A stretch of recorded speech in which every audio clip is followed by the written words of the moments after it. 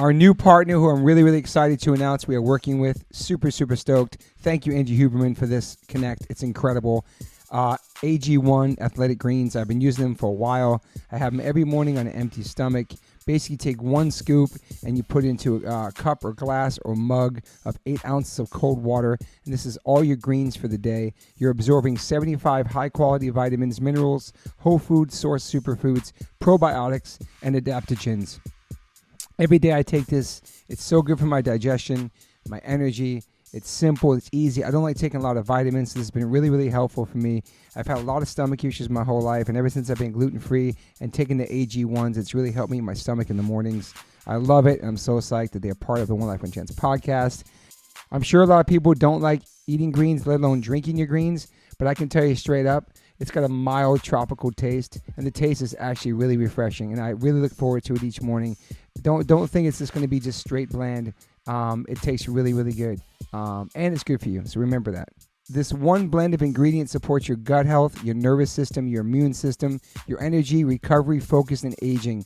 It's incredible, just one scoop, especially for musicians who are vegans or just musicians in general who want to get those daily greens. You can get the packets. It's incredible. I just gave some to my friend Derek from Sepultura. He traveled the whole entire world this summer, and he had those every single day. He said it saved him. I bring AG1s with me when I travel. It helps me stay healthy. You know the deal. If you're on tour and you are a picky eater, but you need to have your greens, sometimes catering doesn't have greens. Sometimes you miss the catering. Sometimes you miss the backstage food. Sometimes it's too late after the show to go get food that you like. So if you just have a scoop of AG1s in your hotel room before you go to bed, or you're in the hotel room at night and you're starving and you want something healthy, boom, life changer. Right now, it's time to reclaim your health and arm your immune system with some convenient daily nutrition. That's all you need, one scoop in a cup every day. That's it. No need for a million different pills and supplements to look out for your health. This is it. I'm super psyched. And to make it easy, Athletic Greens is going to give you a free 1-year supply of immune-supporting vitamin D and 5 free travel packs with your first purchase.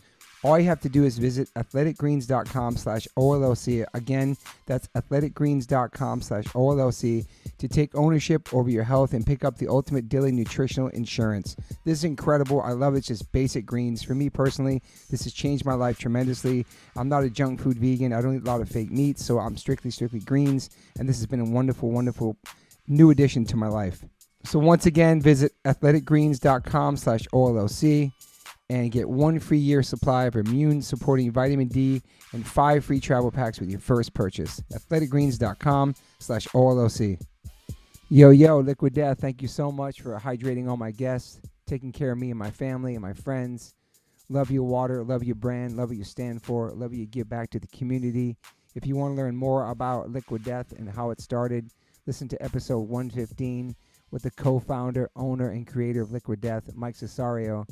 Just a punk rock skateboarding kid from Delaware with a dream.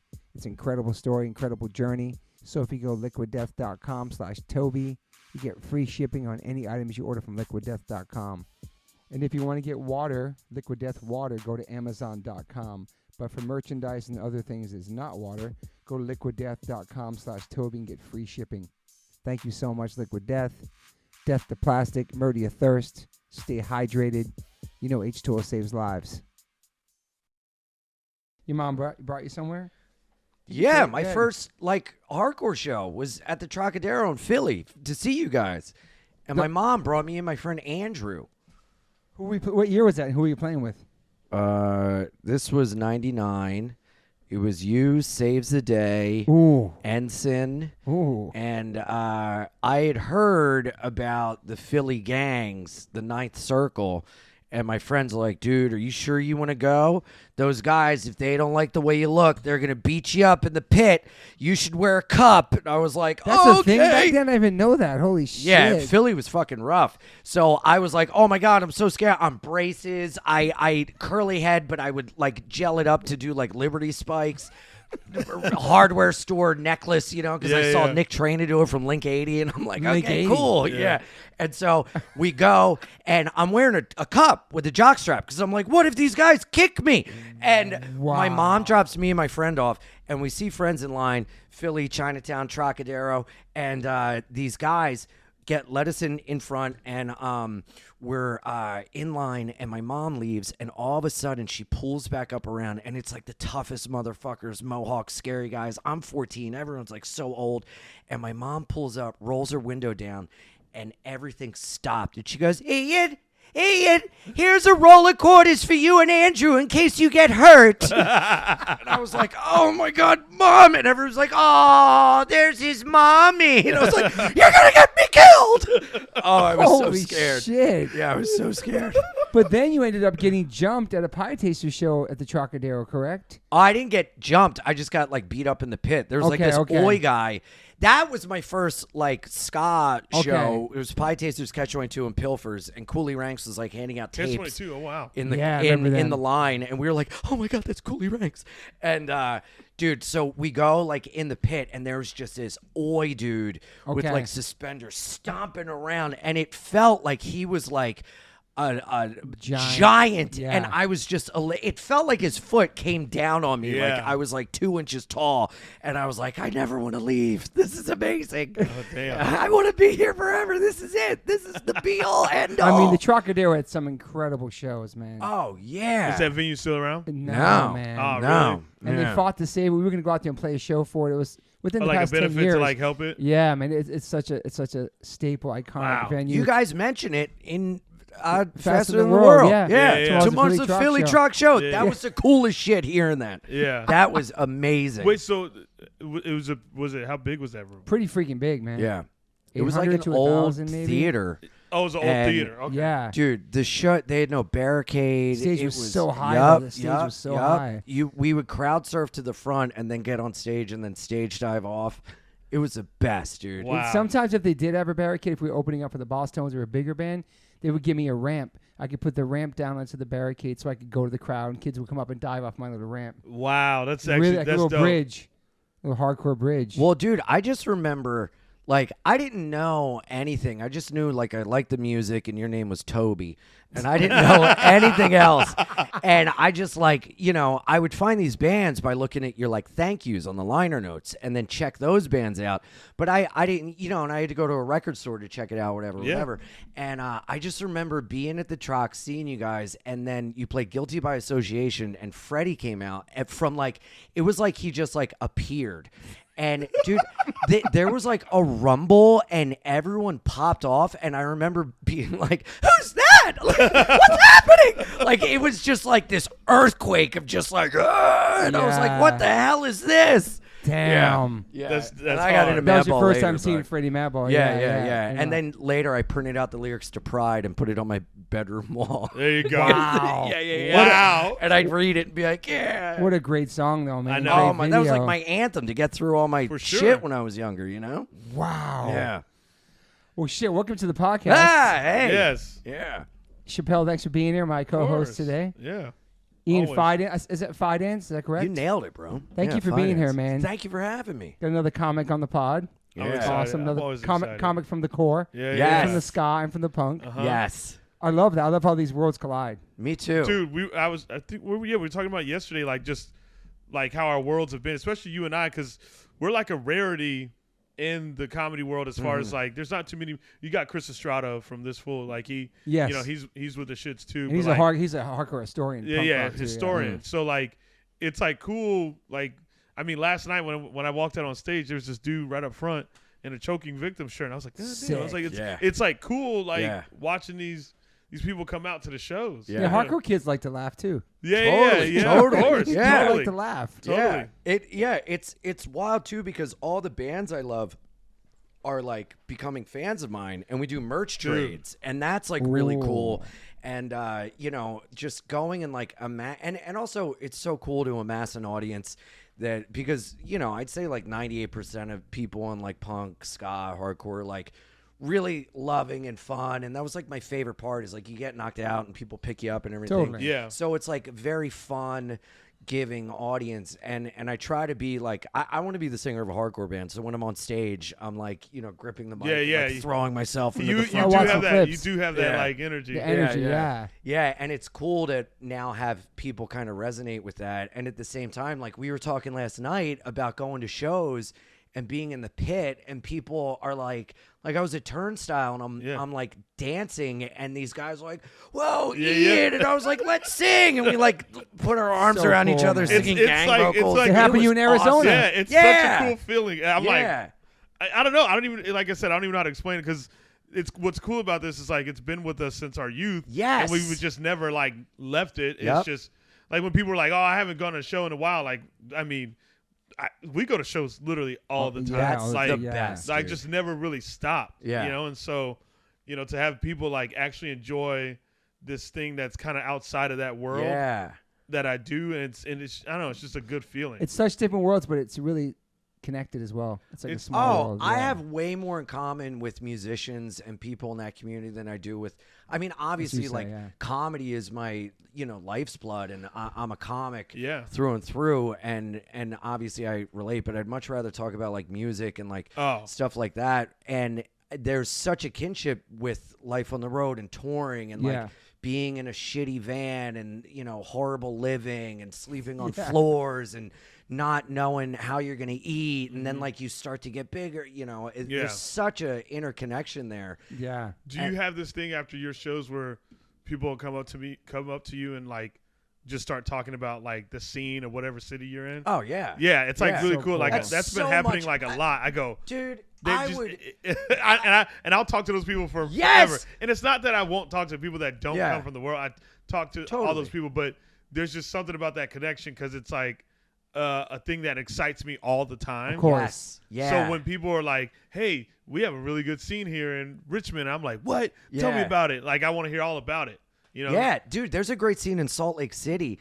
And this guy sent me, this guy's in this band called Absolve, and he sent me Snake Eyes and Spent, and I'm rocking a Spent hoodie, and they're coming out to my shows at Wise Guys, and I think I might fly in the night before to go to their show. Oh, that's cool, and man. it's awesome, and I'd much rather talk about that. And now kids are coming out to shows and they're giving me their 7 inches, and like I'm getting into other bands through that, and then I wear band shirts and push them and get more people into that music. For sure. It's like really, really neat, and I'd much rather talk about your local music scene or who you saw recently or like your tattoo shop than someone being like, "What do you think of this podcast drama?" Or like, "Did you see this special?" And I'm like, "No, I don't care." Yeah, I don't care about any of that. No. You guys Tell are me very about similar in the that first way. time you got knocked out at a fucking show when you were 9. Tell me that story. I punched a Nazi in the head when I was 14, and then I ran out of the venue because I was scared.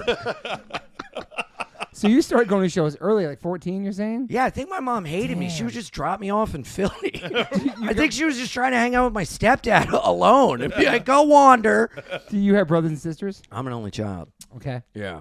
So you were just out there going to shows at a young age. Your mom was cool. She wasn't worried. Dude, she wasn't. My mom was the best. The first concert I ever went to, the first concert I went to was Lois and Bram. Do you remember them? Skimming a rinky dinky dink, skimming a rinky doo. I love you. Is that like for children? I love you in the morning and in the afternoon. Is this? Yeah, it's a children's. It's like pre-Teletubby shit, or oh yeah, okay. this is like 1989. Okay. Oh damn, okay. All yeah, right. I mean, I look like I'm in Lois and Bram. It was a guy with a handlebar mustache, and they took me to that, and I was always like musical. Like when my mom was pregnant, my dad would play guitar up to her belly, or like put records on and put her belly up to the speaker. We had videos of them bopping me around to records, and I was always just like. I mean, my last name's Fidance. Dance is in my name. Sure. I understand if you want me to leave. No, and so my mom tells this story about like during The Little Mermaid, I got up in the theater and just started dancing up and down the aisles. So I've always been like whatever. And when I found music, that was like the key to unlock this thing in me. And so my mom was just the coolest in like allowing me to have that part of my life, and she would take me up to Philly. She'd drop me off at the record store. That was my first job. And cool. My mom took me to Metallica because I loved Metallica. Wow. And she took me to that at the Spectrum in like 97. and she wore all black. She painted her nails black to be like. That's amazing. Yeah, dude. and dude, this guy was smoking a joint in front of us, and she was like, "Can you please put that out? My son is here." And he goes, "Fuck you, lady." And my mom used to do this thing when she would beat me, where I was a bad kid. She'd take her knuckle like this, and dude, she fucking punched him in the back and goes, "Put that fucking thing out right now." And the guy tap danced on it and was like, I'm sorry. And I was like, wow. this is fucking awesome. Yeah, let's go, Mom. You know? All these construction workers like drunk. They're like, you got a cool mom, dude. She dresses all black. My mom took me to meet Danzig at the Cherry Hill Tower Records when I was in 6th or 7th grade. And I brought my guitar, and he signed it and taught me how to play my first bar chord. No way. Wow. Yes. dude. And that's how I got into the Misfits, because I was into Danzig, and then I listened to the Misfits to So you went the other way. Yes. That's Yeah. cool. Yeah. And so I went out and I got the Misfits, and I was going to have them sign it, but they made an announcement. Mr. Danzig won't talk about the Misfits. He won't sign Misfits, whatever. So my mom was Mr. in. Danzig. Yeah, Mr. Danzig. Hello, Mr. Danzig. Mr. Danzig. And my mom was like in line with us. And dude, Danzig like took a liking to me, was nice, was like, hang out, and like talking to me in between whatevers. Wow. And then the conversation slowly shifted to talking to my mom. And slowly, I could no longer hold his attention. And then he was like, why don't you guys come on the tour bus? I'll get you tickets for tonight. And I'm like, No okay. way. Yeah, and I think my mom sniffed what was going on because he was trying to sniff her, I guess. And she was like, we're not going. We're not going. I'm like, Mom, Danzig could have been my father. What did you fucking do? Dude. Yeah. Yeah, because he's like late 60s now or something like that. Oh, Yeah. I think it's like 67. Wow, man. Mhm. So, did you graduate from school? Like, were you a good student? Yeah, I had to work like really hard. And like during like lunch, go see teachers to like take notes and everything. And like, You I was- hyperactive? Like you are always been hyperactive? oh my God, bro. Just a total problem. Yeah. And I graduated high school, and then I was in a ska band, and that was like That was really in high cool. school? Yeah. Okay. My first day of high school, I wore an Operation Ivy shirt to like throw up a flag, and this senior came up to me and was like, "Oh, you like Operation Ivy?" And I was like, "Yeah." You have a less than Jake pin. I just taught myself to play like automatic on the guitar, and he's like, "You play Wow. guitar? Do you want to be in a band?" And I was like, "Oh my God, yeah!" Yeah. And it was Soccer amazing. Pennies was born? Yeah. Well, they had been a band before us, but the guitarist left for college, and then I replaced him, and I got my buddy Rick to play with us, so it was like a 2-guitar assault. And you started playing guitar when you were younger, super younger? Yeah, Self-taught? Yeah, kind of. I mean, I would go. I don't know. Between you and me and the lamppost, I wasn't very good. Yeah. On our last record, I think I played on one song, but I was. Wow. Yeah, but I did sing hardcore vocals like Jamie Josto on one of our like, because we turned into kind of like because me and the singer were super into hardcore, and we were Yeah. like pushing to be like harder and everything. Yeah. So.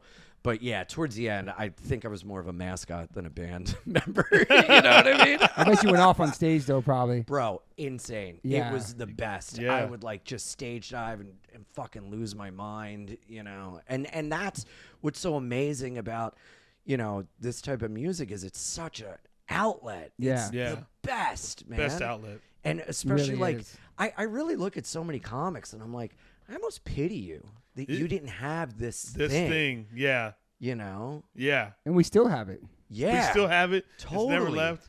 Yeah, absolutely. It's like a spirit in us, But yeah. to like not be able to grow up with that, and like I don't know, it was just like, you know, being in school, looking forward to the weekend, like going up to that. It was just such I don't know who I would be without it. Yeah. You know. And then being excited, like when I was younger, like being excited to go, like, oh, this show's all ages. I could go. Hell yeah. Yeah. You know what I mean? Like, Yeah, like and just like that excitement. going and You could seeing get all the in. flyers. I would like Yeah. take the fly. My bedroom is still covered in flyers. Oh, You know, that's like these cool. black and white Oh, yeah. flyers, and hopping in the car, driving 2 hours to Warp Tour. like, Yeah. you know, it was. I'm so fortunate and lucky, and also that exposed me to so many different people and Yeah. diversity and like so many different ways. It opens of the door to living so many different yeah, cultures. just like such a positive Yeah. way. Because I was like a bad kid, man. If I didn't have this music, I mean, being straight edge, I mean, that certainly, you know, went by the wayside. You know? How old were you when you were straight edge? Like, what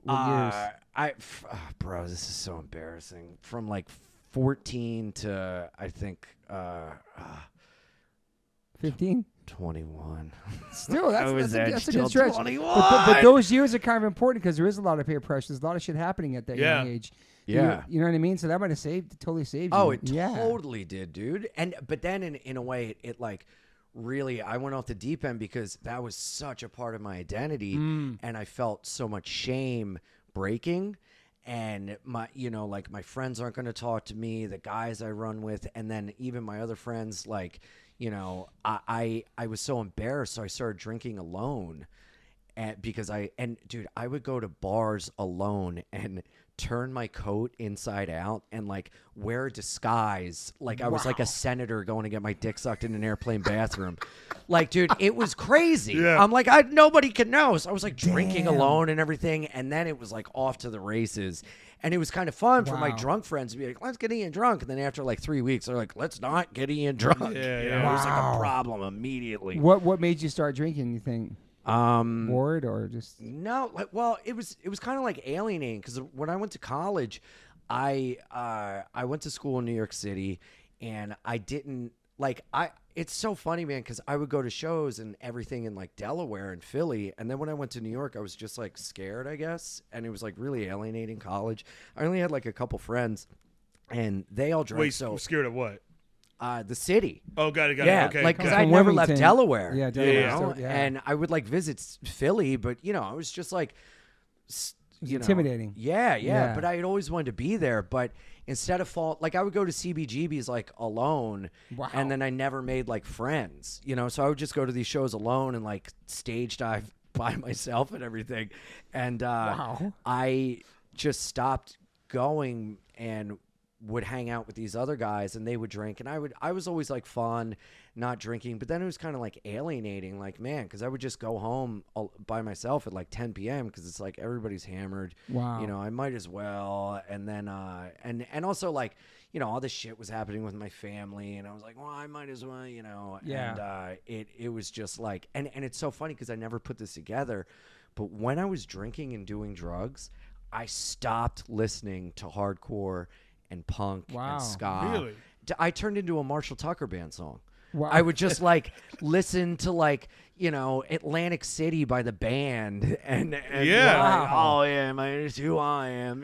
Like really? I turned. What into, a route to take. That's crazy. I would just put on like ZZ Top records and just drink vodka alone and be like, that's very interesting because now that I think about it, you just made me realize something. Like my heaviest moments of drinking, I was listening to a lot of Led Zeppelin. Yeah. So much Led Zeppelin. Yeah. I never thought about that until now. That's the soundtrack. I wonder if it is. There's just something about it. And like, you see those artists, where they got the whiskey on their amps and shit like that. And I think that's just like That's wild. Well, I also culture felt like or whatever. shame. Like I can't listen to 10-Yard Fight if I'm drinking. You Yeah. know? Like, dude, one night I Adam used to work he used to bounce at a bar in Manhattan, and I was drunk and I saw him there, and I apologized for breaking edge, and I was like, I'm drunk, man. I'm sorry, man. You guys like were so important to me, but Cherry I'm drunk Tavern, now, I think, man. or something. Yeah. Oh, yeah. Wow. And he was such a sweetheart and was so nice, like, but "Kiss, I was mate." like such literally. Right? And I was just Wow. like, I listen, man, you guys saved my life, but now I can, I'm sorry. Don't tell Toby. What inspired you to go straight edge back then? Was it 10-Yard Fight that you threw all those bands and stuff, or? No, I mean, dude, I started drinking in like 8th grade, and I was a mess. The first time I got drunk, I tried to fight my stepdad. And then, like, I was we all do such that. a pathetic. Yeah. I just remember coming home drunk and, like, jumping at him like a spider monkey. And he just kind of, like, held me and, like, put me in bed. It was, like, enough. And I was just, like, a mess off the bat, dude. I passed out in the front yard of a party, like, the first time I drank. And I, like, tried to buy weed off this guy and was like, listen, man, I don't have any money, but my grandmother's giving me a check for Christmas. If you give me the money now, I'll give you the Christmas check. Wow. And then that guy on his AOL profile put for his interests, ripping off fags for weed like Ian. And I was like, I gotta get my life together. Yeah, it was like a joke, It was immediately it was pathetic. Was it the kids you were hanging out with at the time? Yeah. Yeah. And They weren't like they claimed to be your friend, but weren't really. Yeah. But also like in grade school, man, and dude, I have so many, like, there's something out there that has saved me so many times because I was trying to do like acid and weed when I was in 7th grade, and the older kids wouldn't give it to me. Wow. And when I was a fall down gutter drunk, I tried so many times to get heroin, and I was told no by a drug dealer. I was supposed to pick it up from a guy, and I blacked out and got drunk on the train and missed the stop in Bensonhurst. Like, so these things happened where it's something outside of me stopped me from that, you know. And I've had moments like that where there's just something out there, man, that has like kept me and saved me. It's interesting, man. You know, yeah. Are you a religious person? You Catholic? Yeah, I grew up Catholic, but like I have a relationship with something out there, you know. Someone's looking out for you for sure. Dude, yeah, totally. I mean, my dad died when I was 8, and that it's my mom's always like, you have guardian angels. And when we like get upfront parking at like Texas Roadhouse, she's like, that's your grandfather. He always takes care of us. I'm like, for parking. Yeah, thanks, Mom. I lost my dad and I was 3, but I feel like that too. There is something watching over me as well. For sure. I don't know what it is, if it's him, it's somebody else. Hearing you sing about that in your music helped me, you know. Wow, thank you. And like, because I was the only one. No one in my friend group. I was the only one without a dad, and the only people I knew without dads were the ones singing about it. I didn't have anyone in my personal life like that. You know, which is like crazy. It's hard when you're young too, man. That shit's really hard. Oh yeah. To get closure and have all that stuff, you know, like. Oh, totally. And it took so long. I'm finally there. Like it's. How did he pass? It was an accident at work. He worked on a train yard. Oh wow. Okay. Yeah, it was gnarly. Damn. Yeah, it was like a massively traumatic experience. Like it splintered the entire family. Everything. Wow. Like we didn't see his side of the family for like 2 decades. It was like we couldn't go around other people that reminded us of my dad because my mom would be like such a mess. You know, and then we never talked about it. The first time I ever talked about my dad, the day he died with my mom, was Christmas 2019. Oh, wow. Yeah, dude. Yeah. So just block these things out and just keep. Oh, moving. totally. Yeah. I mean, I'm 8. I didn't know anything, but I knew that if I cried, everyone around me got sad. So it was my job to be happy, and everyone else was happy. And in the meantime, my mom and I never talked about it, and so we would just go into separate parts of the house. And God bless her, she was there for me always. Trying to hold it down for you. Yeah. And dude, she worked a million fucking jobs. Like my mom is such a fucking amazing angel woman. Yeah. But it's like so traumatic. But I found music, and that was the thing that I would go in my room and like listen to records and like read lyrics. And then like once I found shows and everything, that was like amazing. Lifesaver, man. Yeah. It's so healing. And I'm like such a happy, like smiley guy because I had to be, but I have so much shit on the inside, and that music helped me feel it. Don't you feel like I felt like this, and let me know if you felt this too. Yeah. But didn't you feel like that was your best friend? Yeah. That's how I feel about like when I thought about like thinking about growing up and all the shit that I was going through, that music and that specific culture and that world was my best friend. It saved me. Yeah. You can always count on them. Count on the music. Always count on it. It's always there. Song or record. The lyrics are just going to hit you in so many different ways. And what's wild about that is, so my dad died, and right around the time I started drinking, when I was straight edge, it was like, I don't want him to look down and be upset with me. I want to make him proud, and he was such a role model and an amazing guy that in his death, he's still been able to keep me on the level because I just want him to be proud. And, For sure. I loved him so much. He was such a cool dude. I want people that never met him to meet me and go, oh, if I like Ian, I would have loved John. Yeah, awesome. That's cool. And around when I was like 19, 20, 21, I found all these old journals of his. And I found these letters he wrote me. Every day before he left for work, he would write me a letter on a legal pad. Wow. And I found these stacks of letters, and I found these journals he wrote when he was 24, before he met my mom. And that, because I always wanted to know him as an adult. I never knew him, So I got to know him in that way. And in the journals, he never drank, never did drugs. But in the journals, I found out he was a drug addict and an alcoholic, and that made me go, oh, well, if he did it, I can do it. Wow. You know? Man. Yeah. And I found all these old tapes of his. So he would make mixtapes from records. And the music that it was Marshall Tucker Band, Little Feat, all that stuff. So that's when I started to listen to it. Interesting. Because I wanted to be like him. Yeah. But not in like a positive way. And How that's old was he when he passed?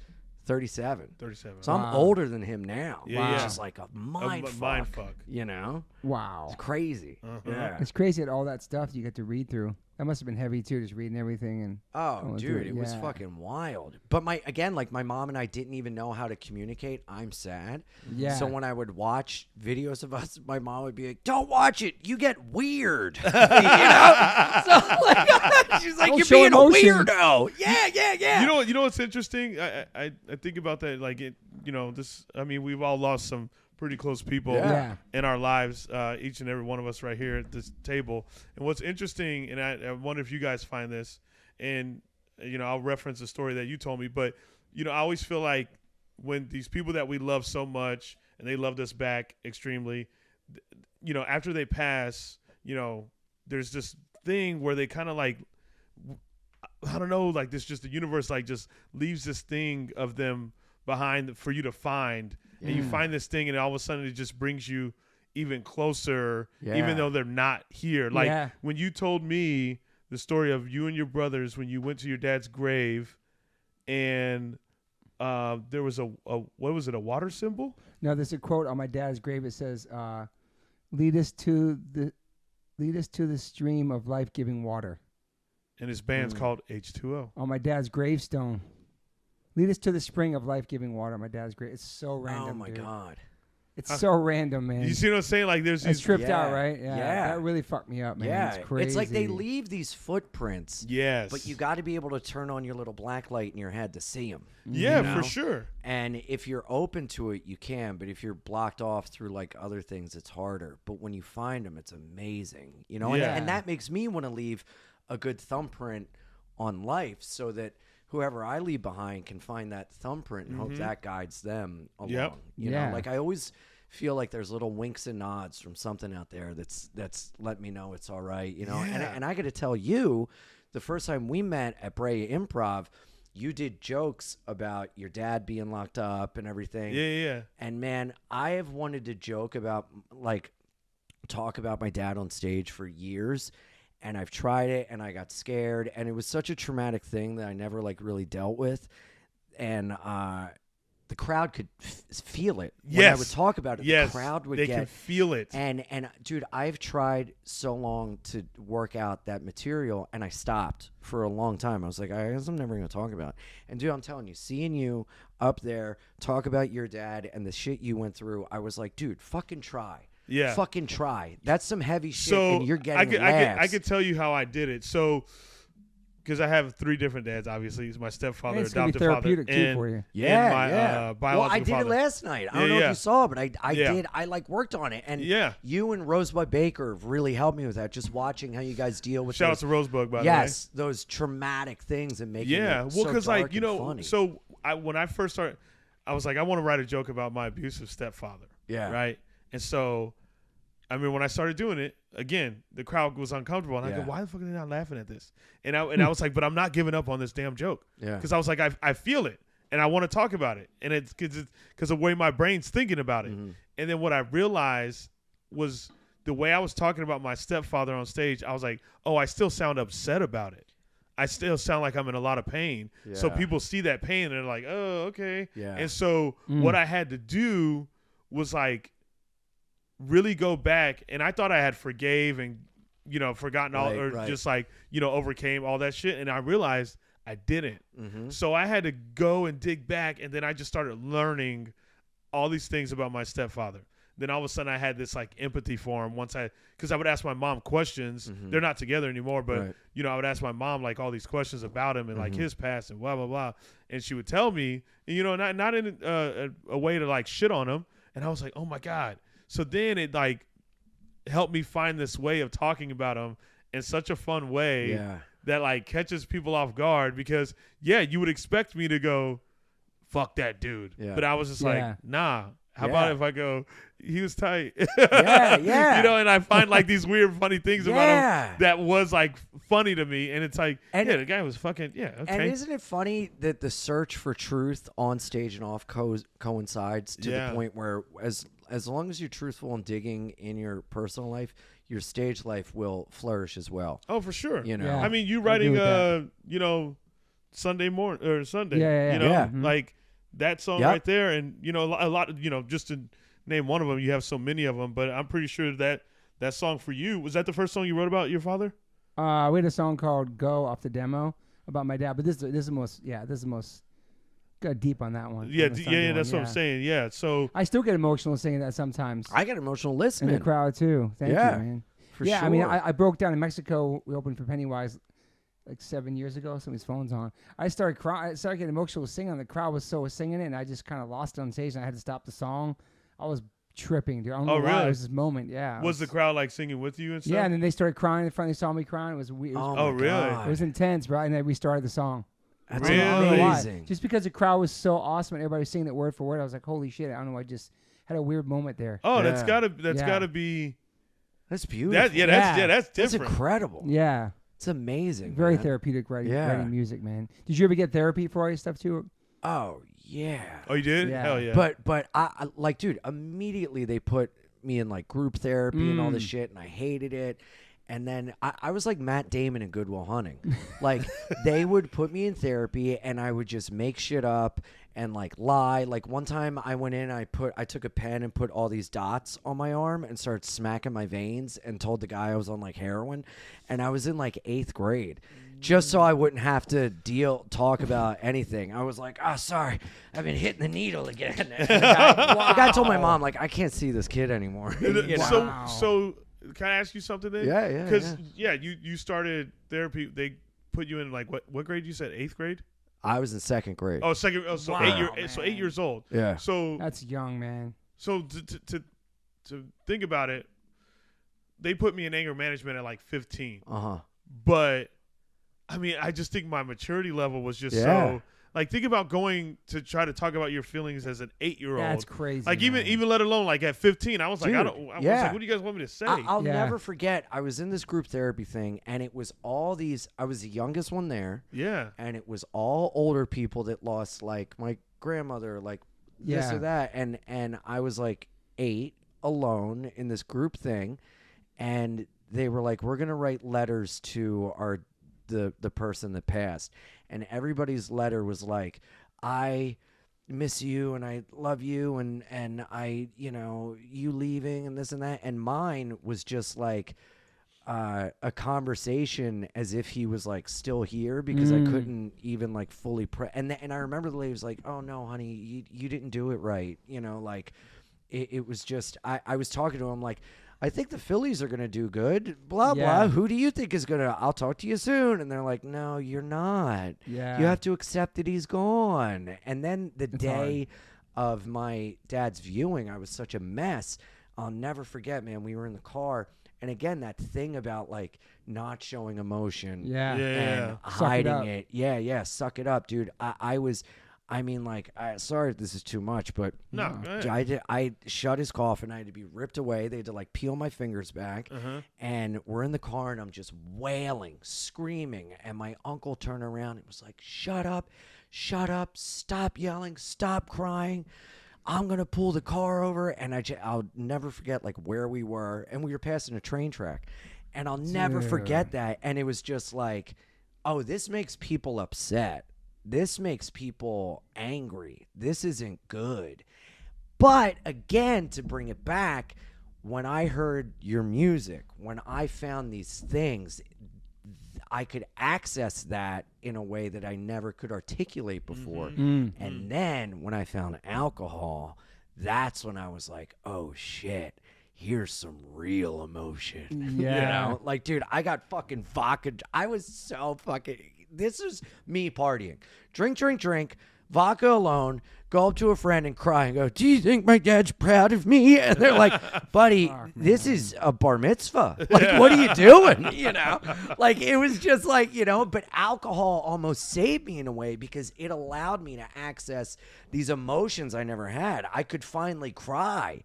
I would talk to my dad through the bottom of a bottle. Yeah. I would just go and yell at the sky, you know? Yeah. And then again, back to those letters, I never realized, but he always ended them with just be yourself and everything will be okay. We love you for who you are.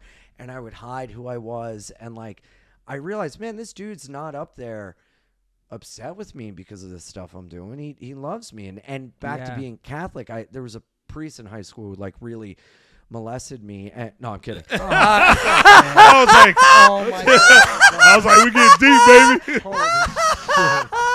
He said the answers were at the tip of his penis. No, he told me, he goes, heaven is not a place.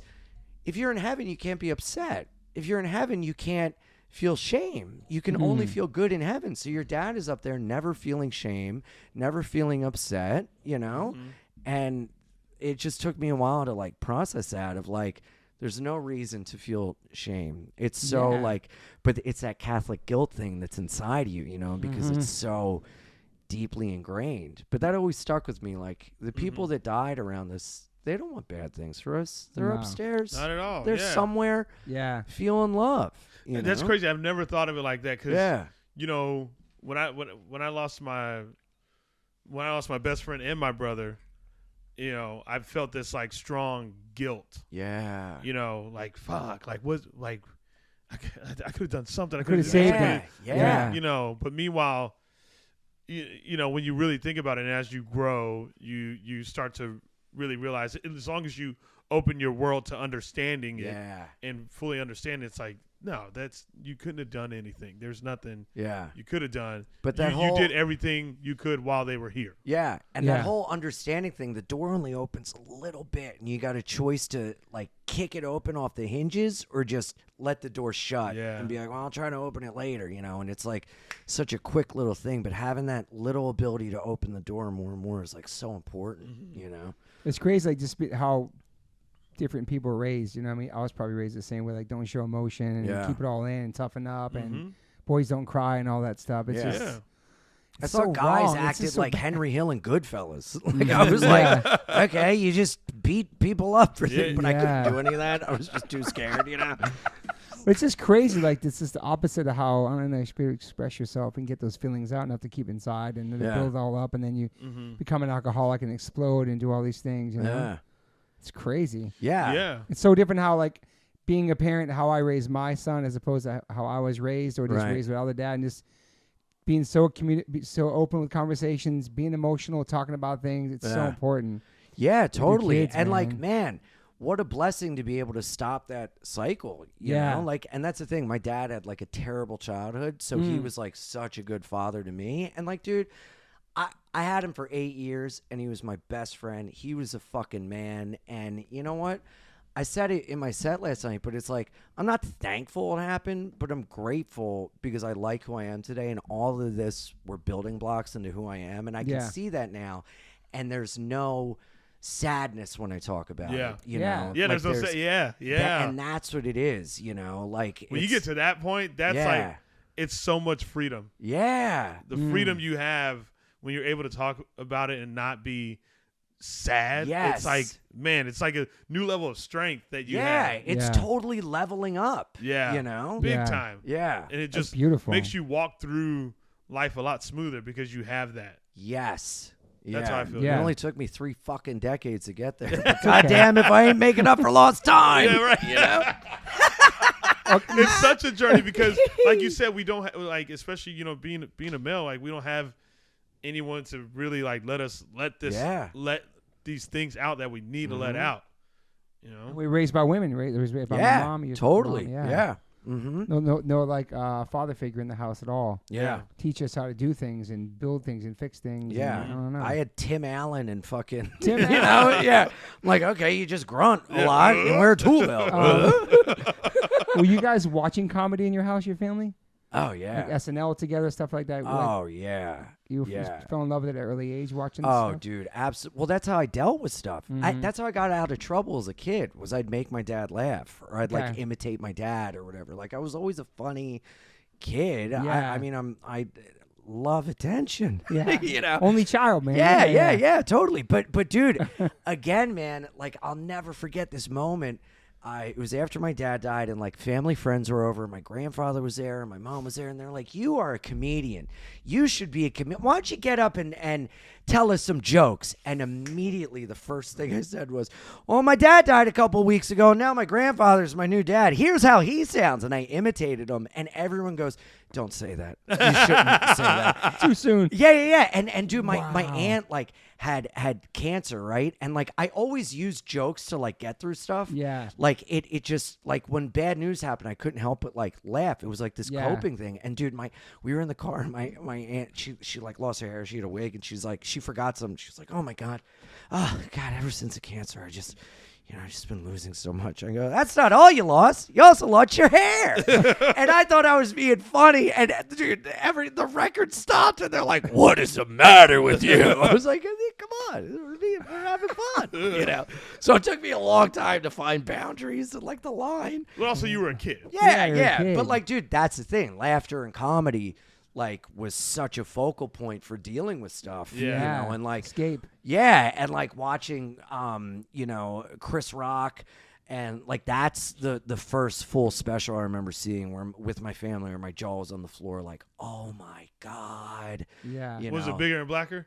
No, it was Bring the Pain. Bring the Pain. Yeah. I remember that one too, yeah. And my mom got me VHS tapes from Sears, and these were like my intro to comedy. It was Tim Allen, Drew Carey, Paula Poundstone, and then I saw a documentary on Bill Hicks on Comedy Central. So those were like my guys that I started out with. Damn, those are good ones to start out with. It's weird, right? Yeah.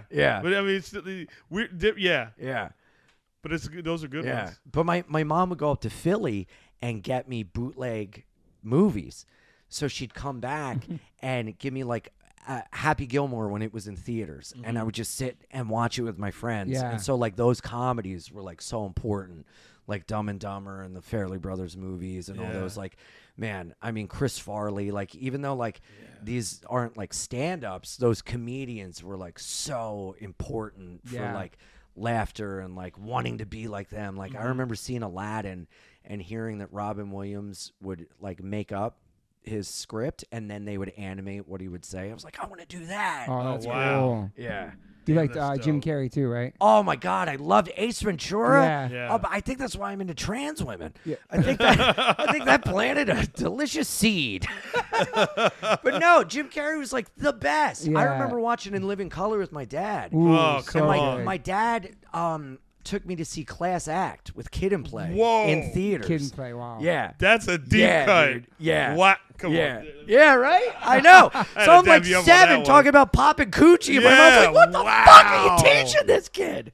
You know? That's insane. Yeah. Crazy. Yeah. And Sam Kinison too, right? I read those are your faves too. Oh, man. I love Sam Yeah. Kinison. Yeah.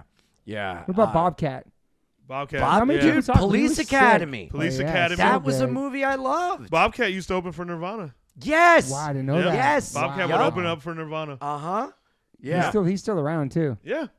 Yep. Still What tours and about stuff. Andrew Dice? You guys like Andrew Dice? I never got into He's Andrew very Dice. East Coast. Very East Coast, yeah. My ex-stepdad used to try to get me. He like loved him and he loved Artie Lang and like all Artie like Lang, that's right. very like shock stuff Yeah, yeah. he liked. And so he tried to get me into Andrew Dice, but I was like never really into it. I Yeah. respect it. Like For his sure. early days at like Pips and like what he would do with like his characters, but Yeah. then what he turned into was like, like you watch some of his stuff now, you're like, what the fuck is this? You know, Jesus Oh, back then, yeah. Christ, you know. But he's iconic. Iconic. Yeah. You know, He iconic. was the first comedian to sell out Madison Square. Yeah, but Really? then the I day didn't the know that. I laughter think so, died, yeah. he sold out Madison Square, Yeah. and then he recorded the day the laughter died, like a couple days afterwards, and intentionally bombed for like 3 hours, and it's the most brilliant thing you've ever. He's just like Wow. intentionally eating shit and making people leave. And I saw him years ago. He did a drop in at this club I was doing in the city. And he went up on stage, and he's like, girls these days, they shave their assholes. Back in my day, they hid their assholes like Helen Keller in the attic. And everyone's like laughing because Helen Keller was blind and deaf. He's talking about Anne Frank. And everyone's laughing. He goes, yeah, Helen Keller in the attic. And it's just so funny for me to imagine Dice legitimately thinking that Anne Frank was Helen Keller and she got found by the Nazis because she's blind and deaf, knocking around. That's hilarious. He fucked up his own thing. Yeah. Oh my God. Incredible. That's hilarious. Yeah. So let's get back to your school. So you have a ska band in high school. Yeah. And then did you graduate? What, like, did you have, Yeah. What was what were your dreams and goals? You have anything at that point? Nothing. I didn't know when I was 18. Yeah. We were supposed to go on tour. Yeah. Like, dude, were you really trying to go for it as a band? Bro, I had to move in with my grandparents because my mom got involved and was like, "You're not touring." Like we were meeting with like a subsidiary of Atlantic Records, and we were supposed to like they wanted to put us on the road and like all this shit. And I'm like, yeah, let's go. And my mom's like, if you don't go to college, you'll make the biggest mistake of your life. So my mom started meddling and calling the other moms and was like, we got to put a stop to this. So, dude, I didn't talk to my mom for a while. I was like living in my grandparents, just like, I want to go and tour, you know. And then we didn't, and the band broke up, and I went to college, and like, I didn't know what I wanted to do. I liked my English teacher, so I was what like, was your major? I'll be a major, teacher. I majored in English education. I was a teacher for a little while. Wow. Oh yeah, that's right. That's right. Yep. Yeah, and so I was 18. I didn't know what the fuck I wanted to do, you know? Yeah. But thank God, if I went on the road at 18, I would have probably ended up dead. Yeah. You know, if I was out there drinking but that's what I love about comedy, is that I get to do that now, you know? Yeah. That's what's fucking awesome. Yeah. Is like, it's almost like I get to just relive, like, being 18 again. How long are you teaching for? Oh, man. I taught off and on for, because I went to school for English education. Then I was like a sub, and then I lost that job. I was a full-time sub, and then I didn't re-up my certification. And then I ended up being a teacher for, like, teaching test prep. Okay. So I was teaching at, like, all the different boroughs. I teach from, like, He taught in the hood. yeah. Oh, yeah. Brownsville. South Brownsville. Bronx. Yeah, dude. Wow. Yeah. You're New York, bro. Me. In Brownsville. Wow. That guy, bro. Yeah. Damn. Yeah, the guy that looks like Bernie Sanders' son. Damn. At Browns. Yeah. I report we give him props for that. We're teaching in Brownsville. Yeah, for sure. Yeah. Wow, dude. Did they make you change your color or something? Oh yeah, You told me because that I story. sweat, so I carry a bandana with me, and I pulled out like a red bandana, and this kid was like, "Yo, Mister, they're gonna kill you. You better throw that out." I was like, "Nah, I'm a teacher. It's okay." Like, no, the Crips will like kill you, and I was like, "Well, in the trash can it goes." You know? A kid threw a bag of weed on my desk and was like, "What do you think of this Cali Kush?" And I was like, well, "I think if I turn around and turn back around and it's still there, I'm going home and smoking it." And he was like, "Okay." Like, I had to learn that, like, because I had this idea of, like, my white discipline of, like, everybody line up and behave with single file. And they're like, no, devil. So I had to learn to, like, it's not my job to make them, like, discipline and, like, do my way. I acclimate to that. And so, like, that really helped me of being, like, it's not like you really got to pick and choose like your battles and your fires and everything. And so like teaching really taught me like a lot with that, but I loved it. But then it got in the way of, because I was teaching from like 9 a.m. to 1 p.m. and then 3 to 5 and then doing open mics and going out at night. So you started doing that then? Okay. Yeah. And I never let my students know I was a comic. I never let them know any of that. I didn't want, that's why like I look at like teachers now and they're like exposing so much of their life to kids, and I'm like, what? They're on TikTok, everything. Yeah, I'm like, why do you want to be friends with kids? Yeah. They're a bunch of booger-eating losers, you know? What the fuck, man? It blows my mind. So funny. I'm like, I don't want to know you exist outside of school. One night I was getting fucked up in the city, and I saw a gang of teens coming at me, and I'm like, oh, fuck. So I, like, pumped my chest out. I'm like, I'm going to get jumped. They're, like, yelling and everything, like, pushing each other. I'm like, oh boy. And then we get 15 away and I hear Mr. Fidance. I go, Nick Rodriguez? And he goes, what are you doing? I go, what are you doing? And he just looked at me and goes, nothing? I go, yeah, me nothing too. I'll see you Monday. What made you start doing the comedy and open mic stuff? Wow, I was living in a halfway house in Delaware. Wow. And I was like, everything sucks. I might as well go try this, or else I'll go to Home Depot and get a chair and a rope and fucking figure it out. Halfway house, wow. So I went up to Philly, did an open night with a buddy of mine. I was on a hardcore Philadelphia punk rock message board, and I met him through that. Oh, wow. And so we met up in Philly and did our first open mics together. Tim Butterly, who's a great comic, and we're still great friends to this day, and it's like cool. All the guys I started with were still like boys. That's and cool, like man.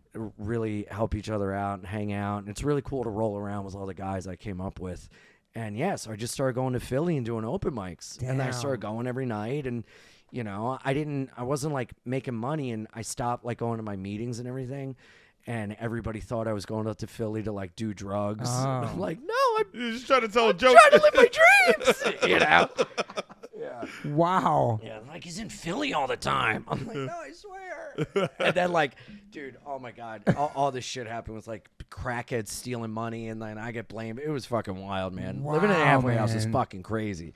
Yeah. How long are you in the halfway house for? 2 years. Holy shit. Oh. Yeah. It was like a 3/4 house, they call it. It was an Oxford house. Okay. So there was no like on-site managers, self-governed. We had different roles. We had like a comptroller, a treasurer, a chore coordinator, and everything was like self-governed. So it was like pretty structured. Yeah, it was. Got it was a structured living sober house. And how'd you end up there? I got a DUI after relapsing for the millionth time, and everyone in my life said they'd leave if I didn't do something to change. So Wow, man. I moved in there, and then while I was there, I like started drinking again, and I moved back to New York. Holy shit. Yeah. It was fucking gnarly, dude. Wow. One of my roommates was like a pagan who was like Really? head of the meth distribution in Delaware. Yeah, dude. He had like Nazi tattoos, but he was like the sweetest guy ever. He's like, I just used to be a bad man. I love black people, man. Come on, man. That's my favorite. Yeah, Those yeah. are my favorite dudes. Yeah. They still have the fucking Yeah. tats. Yeah, like They're like, this. I was a bad guy. Yeah. Oh, my Yeah, God. his name was Russell. I called him my little Brussels sprout. A little Brussels. I'd always ask to ride his Harley, but like, no, man, I don't pack pecker on the bike. Man. I don't pack pecker. And then one time he let me pack pecker. He let me ride on the back of his bike, and his old lady Becky was like, "Russ really likes you, man. He ain't never packed pecker." That's like a term, huh? Packer. Yeah, oh my yeah. God, bro. Yeah. Wow. Shout out to Brussels sprout. I think he's dead. Oh.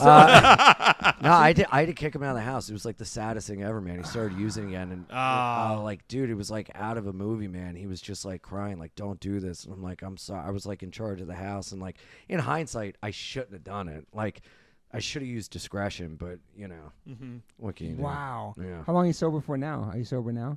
Yeah, coming up on 8 years. Oh, awesome. No booze, no Congratulations. nothing. Thanks, man. It's the fucking best. It's funny. I'm like back to my old straight edge days, Yeah. except I chain smoke cigarettes. Don't forget your roots.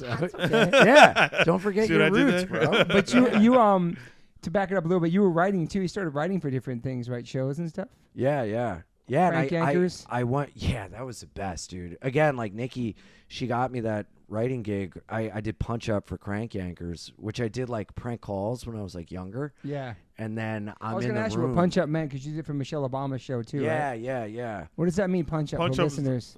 Go ahead. Yeah. It's just like, I don't know. It's like a weird thing to say. I don't think I've ever had someone ask Yeah, that. no, Now, like no. now, I think you just stumped me. So it's like you get a Yeah. script, and the script is already written, and then you go over the script and punch up the jokes and make it funnier. You beef it up. Beef it base up. Yeah. So like they'll be like, we need this character, we need like a joke on this page, we need this, and then you punch it up, and then you have a meeting, and you're like, all right, well, what if this happened, and what if this, and so like, then you're with all the writers and everything, like, yeah, good, and so it's the fucking best. I have so much fun doing punch up. Okay. I can't write a script to save my life. Yeah. But being in a room with people and like pitching ideas and like, Yeah, you could just throw it. That's like, yeah. it's cool. it's the best, man. And on Crank Yankers, it was like the best, man, because there was the person would call and there was a big TV and it was just a running group chat with you and the other writers. So while the person's on the phone, you're texting into the TV on the screen, say this, say that.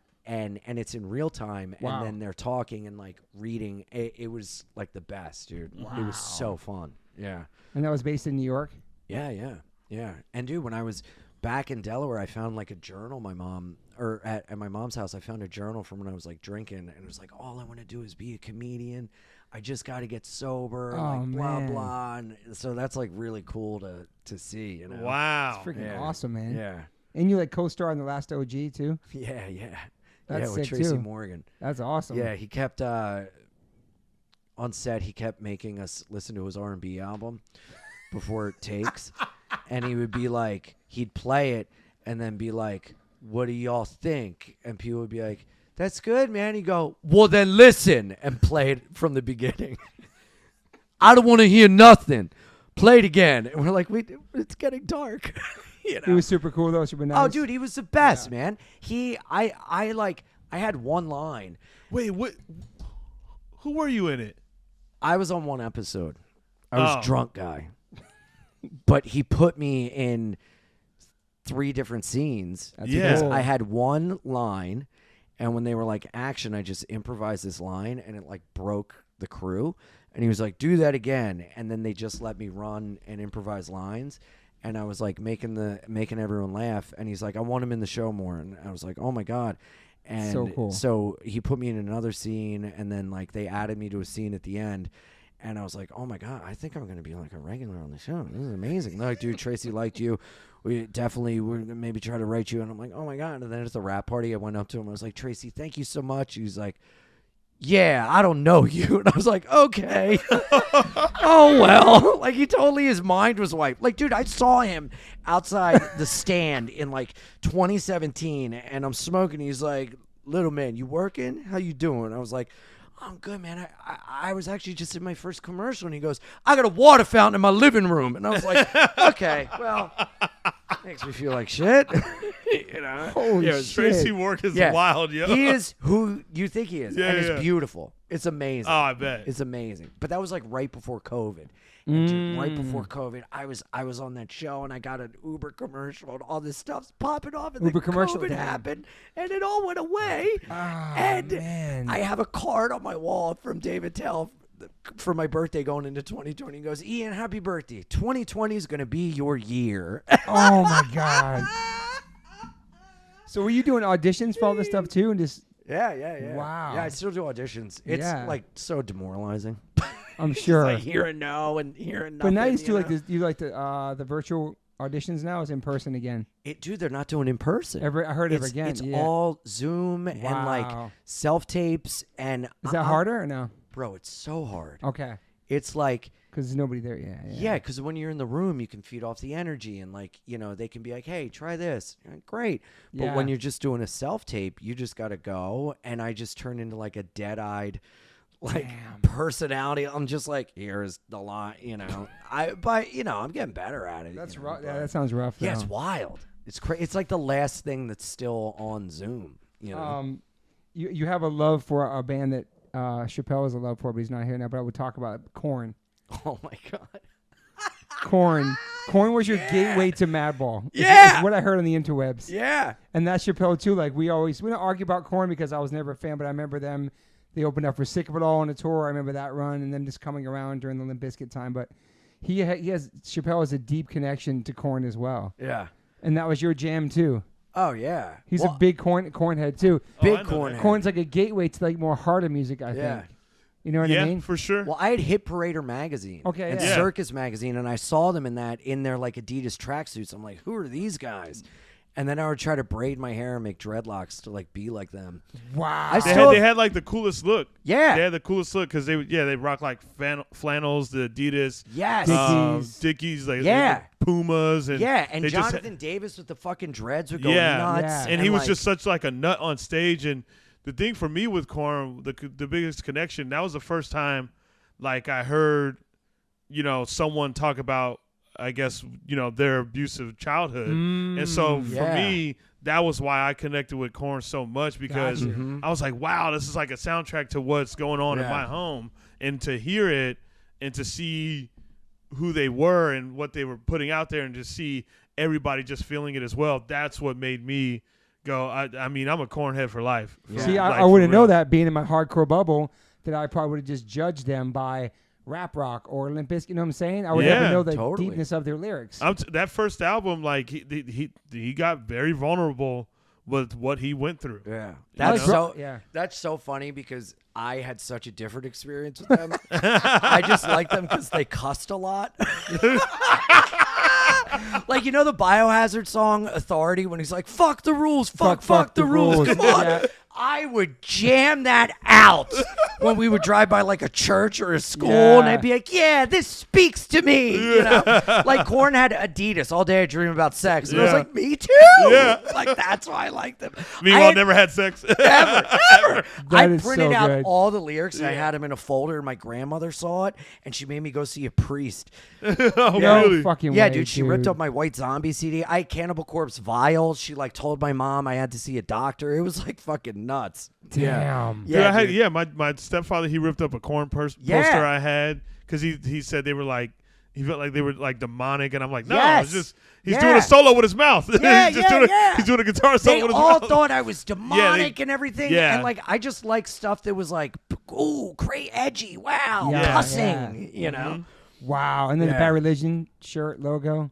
Oh yeah. I was never into. I got into metal and stuff because this kid on my baseball team, he was like super religious, but he was like, he had these metal tapes, and we would go to his room and like listen to it all quiet, and like he got me into Obituary and Sepultura and everything. Ooh. Yeah. And I'm in like 5th and 6th grade, like just like going to the record store and trying to get as many tapes as I can, and we would jam out to Metallica and everything. And then like when I started getting into like punk and stuff, he was like, oh, that's lame. And then he became like a huge wigger and into like, now he's like Tupac tattooed on him and stuff. So we both went like 2 different directions. Yeah. He's got a Tupac. Yeah. That's funny. But you're like a dedicated defender of ska. Always. Yes. For life. Yeah. For life. I got a ska ring. Hello. Wow. Yeah. Okay. Yeah. You don't like ska? Would you consider the Bosstones ska? Of course. That's one of my favorite The bands of all Archetypes. time. Yeah, They're of all fucking, time, I mean, man. third wave ska would be That's nothing as ska as I without go, them. I think. Maybe I listen to the Specials. Yeah, the Yes, Specials. Okay. Specials are Respect. great. Specials are great. Yeah. How far do you go? The I Pie said- Tasters are dope. We took them on Pie we did many Tasters are tours the with best. them. Yeah. I said Link 80. Your eyes Link- lit up. I know Link 80. Link yeah. 80. There you go. My first concert was Mad Caddies.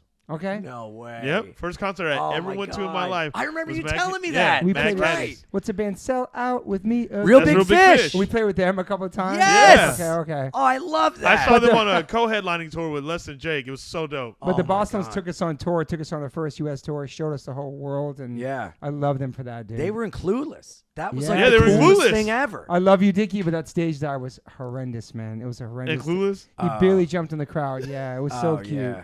Love Yeah. you, Dickie. But the Boston's, woo, man, Best, man. dude. The best. Best shows. Yeah, so who is your favorite ska band?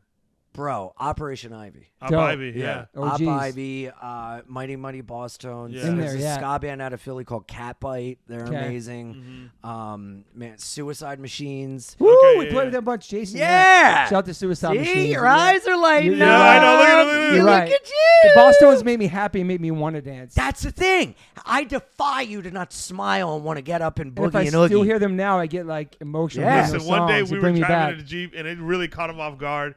I just put on Pezcore, the Pezcore album, Less Than Jake. Oh my God. And I'm singing all the words I to know it. what and was going on. He had Oh, no bro. clue that this We was played in with them me. before, but I don't know. Yeah, That was the last show I saw at the Truck. Less than Jake. Yeah. Oh, really? Wow. But then when I got into like really like hardcore, I got kicked out of a Big D and the Kids table show because I was moshing too hard in the pit. That happened. I saw the Hippos. Oh, the Oh, Hippos. Hippos. Oh, Smash wow. Mouth. Wow. And I like wore spike bracelets, and it's like all these kids, and it made me feel tough because I was like the alpha dog there. Meanwhile, yeah. like I go see Hatebreed and get like beat up. Annihilated. And I was, like, so scared. It's just- But if it's a bunch of dizzy kids, I'm fucking the gang. You run the Yeah, pit. yeah, You yeah. run the pit at the Hippos. Oh yeah, circle it up. Yeah, yeah. Get up to the front, you fucking pussies. So- It's all like children in strollers. So the ska music fills your heart, makes you happy always. Your whole life. Always, man. Yeah. Always. Always dance. That's great. Yeah. Shout out to Ben.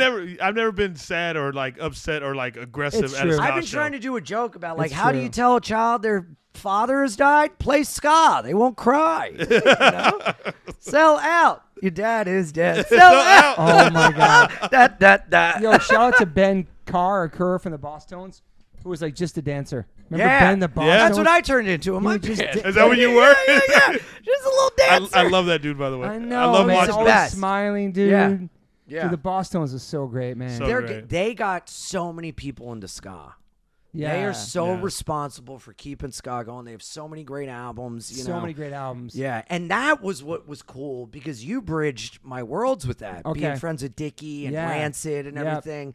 And seeing you guys and everything, I'm like, oh my God, this is the coolest. You know, the Yeah. things I love are coming together. Yeah. I love that in music. Yeah. Mm-hmm. I love that. I love Yeah. watching like these bands like, you know, like Turnstile going on tour with Blink-182. Totally love it. Yeah. You Love it know? all, Yeah. man. Well, Yeah. I did a non-music music video. My buddy Tom Cassidy came up with this idea, and he made he took his comedy album, took a track, and filmed a video for it, shot by shot of Nas's "The World Is Yours." Oh wow. And but it was his joke, so he's lip syncing his joke as if it's a music video, and I did that I with saw it. that band Catbite Yeah. from Philly. Oh, wow, that's so they came cool. up to New York. We ran a punk venue in Brooklyn, and I was like the lead singer of a hardcore band, and I'm like skanking while I'm telling my jokes. That's cool. And we just played my joke over the system, and they played in the background, and yeah, it was like really cool. And we were like stage diving and everything. And I kept apologizing. I was like, I'm sorry, you guys have to hear my shitty material again. I'm so sorry. You know. But we had people pile up and do gang vocals to Oh, like that's my cool. punchlines. Yeah, it was like really cool. All that stuff. Yeah. Wow. So now, how long are you doing comedy for now? 12 years. Wow. Yeah. You're full time everything. Yeah. Yeah, it's the best. That's amazing. Yeah. And I'm now starting to like headline, like legit like I headlined Hollywood Improv last night. I know. Sold it out. Fucking Chappelle crushed. So it was cool. awesome having Fun you show. there, Yeah. man. No, thanks for having me. Of course. I know you were so dude. funny when you texted me and when you asked me, you're like, I know this is like so little of you, but would you want to open for me? Yeah, I was like, I know you're like, above I don't this. care. But Yeah, please, no. it'd be I'll so do- fun to have you there. No, no. Good crowd. Great crowd. Great Yeah. crowd. Awesome. No, what's Yeah. cool is that like, you know, like I don't have like that kind of ego. Yeah, same. To where it's like I want to share the It's stage. not like with, bands. Yeah, I want Yeah. to share the stage with the homie. Why yeah. not? Yeah. Yeah. You know, yeah, like we had it's- Jamar there. Yeah. It was awesome, It was a man. great It was show. so fun. He was And well, my intro, when I come up to stage is Real Big Fish Sellout. Yeah, he did. Wow. Yeah. And then I come off to Mystery by Turnstile. Yeah. So it's like, Perfect. meow, meow, na, na, na, na, na, and then the whole crowd was singing along and like Everybody I knew gotta- the words and stuff. Yeah, wow, yeah, dude. It was really neat, man. That's I almost thought incredible. about stage because I got a standing ovation. I thought about because I was like holding the mic and putting it out, and I kind of wanted to like jump out, but I was like, maybe just limp off. Yeah. Can you imagine? I just stage out Yeah, and that's fall. the craziest thing to think That'd be kind of sick I though know. if you started doing that stage Yeah. at the end of your show. Yeah. I mean, I couldn't do it. Yeah. I'm a little too big. You I might know. hurt somebody. I'm just a little guy. When I was at the Turnstile show in Arizona, like I said, all these people recognized me. They were Yeah, trying to yeah. lift me up, and I was like, "Hey, I don't want to. I'm good, guys. Come on. That's so Yeah, go ahead. funny. Put me down. Put me down. You don't crowd surf? Hell no. Dude, Like you I'll should. go out and two-step and all that Yeah, shit. yeah. You know, like that's always fun, but Uh-huh. that's as far as I'll go. Yeah. But I'm not trying to. No, I'm just too big. I feel bad. Oh yeah. I feel so bad, especially when I see big dudes doing it. I'm always Yeah. like, "You gonna do that to these people?" Well, Squish it's 'em. not. It's not just girls fun. It's not just skinny fun. true. You should do it. You should do it. It's not just skinny. Are you a big 7 Seconds fan? Through you guys. Awesome. That's Yeah. cool, man. Wow. Yeah, that's cool, Yeah. man. That's awesome. Yeah. So good. I love them Yeah. so much, man. And you got a podcast too. Yeah. Yeah. You've been doing it for a Ian while? with Jordan. Yeah, and who's Jordan? She's a good, like your best friend. She's my best friend, man. cool. And she's into hardcore. Yeah, I saw her wearing the shirts and stuff. Yeah, Yeah, dude. We went to Turnstile together. She always borrows my Madball hoodie, which Sick. pisses me off. You're like, 'Cause I need let that her, back. I let her borrow my Minor Threat shirt, and then this dippy bitch fucking loses it at a guy's house that she like no longer talks to. She's like, "You can go get it." I'm like, "What? What I can get it? So this is I'm Minor going Threat- into enemy territory to get my fucking Minor Threat Enemy shirt back." territory. Fuck you! This is a minor threat shirt theirs right now at somebody's house. Yeah, Damn, yeah, dude. I know. So if this guy's listening, Yeah. Ian needs that shirt back. Yeah. Do you have top 5 ska bands? Oh my God. Ooh, let's hear it. Yeah. You know the Bosstones are in there. Yeah. Operation Ivy's in there. Bosstones, Operation Ivy, Pie Tasters, Ooh. Suicide Machines, and Link 80 or what's MU330. Oh, I love MU330. I remember that name. Yeah. Yeah. MU330. Wow. Love them. Well, Goldfinger ska band? Yeah. Okay. Yeah. They had ska songs. Mm-hmm. I mean, no doubt it's ska songs, but they're not officially ska. Yeah. Well, they were on. I think they were on Asian Man Records. I know, yeah. I know they would open for Skank and Pickle. Yeah, Skank and Pickle. Yeah. Bruce Lee Band. Come on now. Yeah. Is Bowling for Soup amazing. ska? No. Okay. They're punk. That name is the ska name. I know, right? Yeah. Everybody really thinks is. it's ska, and I'm like, no, it's just Yeah. dorky. Do you have some favorite show moments growing up? Oh my God. Well, yeah, going to your shows, man. Getting like knocked out at Hatebreed and E-Town Concrete, you know. E-Town Concrete. Yeah, Wow. and dude, this guy, I got knocked out, and then I woke up and I was in some guy's arms with like just face tattoos and gauges on his ears. He was like holding me like he was like cradling me like a baby, carrying me out of the pit like a 9/11 first responder, you know. And I'm just like, thank you, you know. Yeah. Holy shit, Dude, my favorite show memory was 14, smoking cigarettes, Less Than Jake, TLA. And, my mom had dropped us off, and she snuck into the venue and yanked me and my friend out of the venue by our ears because we were smoking, and everybody was cheering her on. They were like, Wow. get him. Yeah. That's You didn't even get to gnarly. see Less Than Jake? No. Damn. Yeah. Wow. Fucking asshole.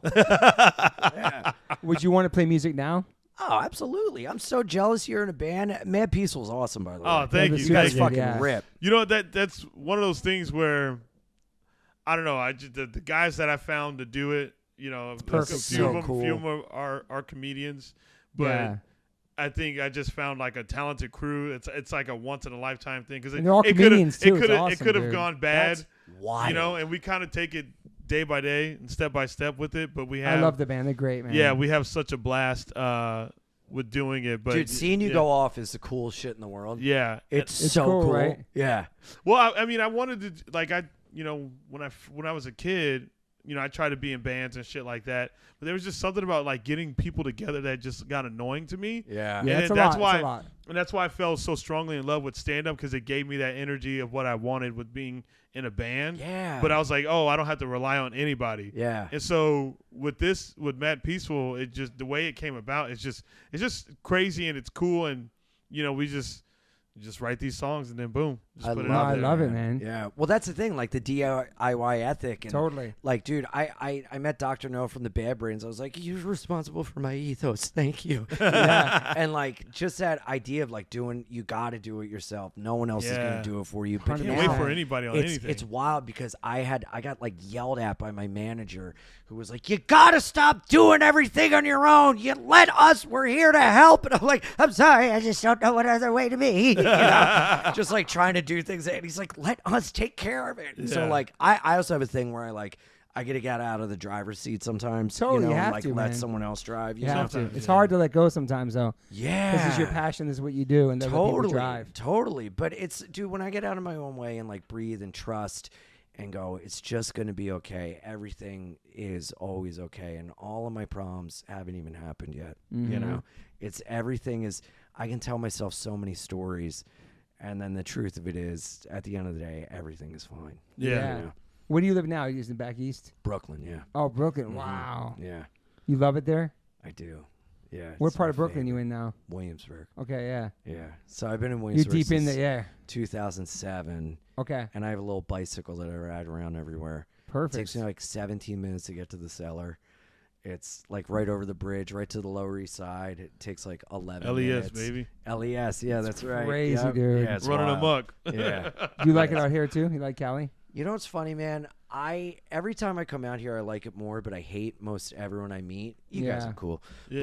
but no, like, dude, like you, Jamar, and like our friends in comedy that we know, I like. Yeah. But then like meeting like LA comics that I haven't met through my friends, I can't get down with. For and sure. like strangers I don't really like. But the friends I have that moved here make me be like, oh, cool. Like, I don't know. I guess I've just been like out east for so long. I can't deal with all this bullshit out here.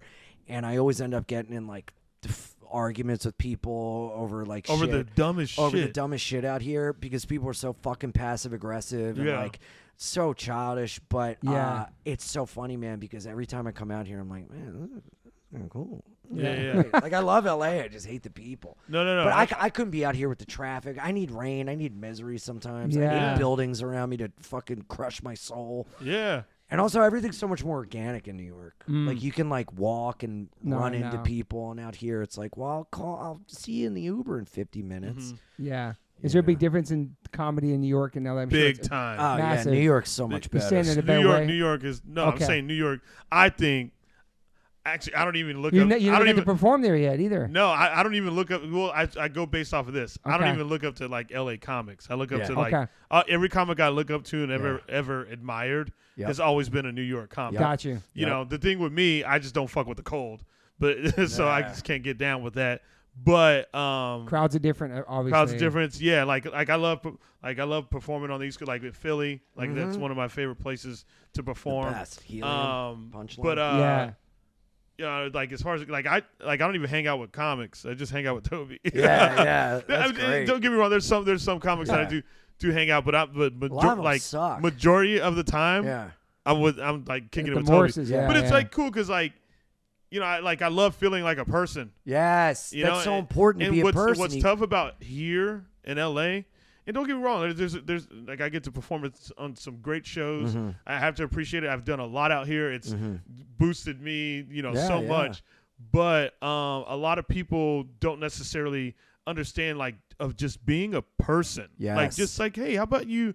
Like, why are you asking me every time what the fuck I'm working on, bro? And it's oh my god, it's like that's so LA, right? It's that's just immediately so spouting off your fucking resume like I give a shit. Just be a fucking person. Like I hate that. People would be like, "What are you working on?" I'm like, "Well, I'm been shooting pool a lot. I'm trying to get better." Like I don't want to talk about fucking I don't want to work. talk about. I'm like, wow. Yeah, because I don't know. It's just weird. It's so mindless. I remember one time because I've gotten really good at like avoiding these conversations, shutting people down. There's one time, this dude comic out here, he was like, "How you doing?" I was like, "I'm doing good." And then he goes, "Yeah, man, I've been," and just started dropping all his, started dropping all his stuff, and I just sat there quietly, didn't respond to anything, right? And then eventually he goes, "Man, I'm sorry, I was just talking about me the whole time." Yeah, and I'm like, yeah, because I was like, tell me about your soul. Are you okay as a human? That's the thing I love about New York. It's like, I mean, it is a bit too much to be like, hey, how you doing? Like, I almost killed myself yesterday, and I fucking, oh my God, I'm fucking this and that. But it's like, that's real. That's like it's actual real. Shit I want to hear and talk about. I don't want to fucking hear about what fucking script you're doing. We're all fucking doing it. I get it. We're all fucking working. Yeah. And I think the only way you can really understand how to be funny and what to talk about and like have substance or just what to talk about on stage is if you let yourself be a real person. Yeah. You know what I mean? Because like I've always thought of it like this: like when you go home, when you like as soon as you get off that stage, you go home, you're driving home, it's just you. Yeah. You lay in that bed at night, it's just you. Or if you have a significant other, it's just you. Yeah. You know, and like you're not with that crowd. You're not with the other comics you're with. You're that's who you are. Yeah. You know what I mean? You're that for a moment. Yeah. And that's not even to disrespect what we do. It's not, but you have to understand. But for your own mental health, and you got to realize, and this sucks, no one is coming to save you. Comedy does not care about you. It does not. The industry doesn't care about you. They don't. Nobody fucking cares about you. And you got to care about yourself and you carve have out a to. life for your own. And I struggle with that because I do have these times where my well-being is dependent on how good I'm doing. And if I don't, like, oh, but I posted and this didn't, I'm like, I suck. And it's like, that's when I got to like get out and just go talk to a friend that doesn't have anything to do with comedy. Like being able to reconnect with like my old friends and like all these people that are outside of comedy, I'm so grateful for. Like taking time off to go to my nephew's first birthday, 5 hours away instead of being like, well, I gotta go make $100 doing a spot. Yeah. It's like, no, man, I'm like so grateful I'm at a place now where like obviously I work every weekend. I'm on the road, but it's like, man, like I got into LA and I ended up going to see a friend and his wife that I hadn't seen in years. We were dear friends. We were straight edge and like in the hardcore scene when we were younger. And instead of like, I just got to go and like be on my own or like this or that, I got to go over my set. I was like, fuck it. Yeah. Dude, let's fucking, I'm going to drink coffee at your fucking house and meet your dog Ladybug. 100%. You know? And it was amazing. It was so fun. And then nice. I went and I got in at 7 a.m. and I couldn't get in my hotel. And we weren't eating like whatever until like noon or something. So I like went to CVS. I got a blanket and I just laid on the beach. Yeah. And listened to music. Man. And it it was awesome. Just being a fucking That's human. beautiful. Yeah. It's funny whenever I go to a town, especially, you know, the town I'm in, and like I have a friend there, and it's a friend that I'm like really, really close with. They're always like, yeah, you know, would love to, you know, grab a bite with you. I go, yeah. Because if I don't, I'll be bored as fuck. Yeah. In your hotel room. Yeah, I'll just be in a hotel room, and it's like, obsessing about can I be myself a and human what I'm doing and you know, not grab a bite with doing. you? Yeah. Exactly. Yeah. You know? Are you a pretty harsh critic of yourself? Oh, yeah. Yeah. Most comedians are probably. Yeah. Oh, fuck it. I suck. Yeah. So are you never like satisfied? Nothing is ever And you think you're always bombing and shit. Too, Oh my god, dude! Oh, dude! I mean, I can admit, last night was like magical, wonderful. Magical. But As you dude, said, I yeah. fucking- Thunderous. I like am just. Oh my god, you fucking fat little piggy loser! You stink! You fucking hack! Oh god!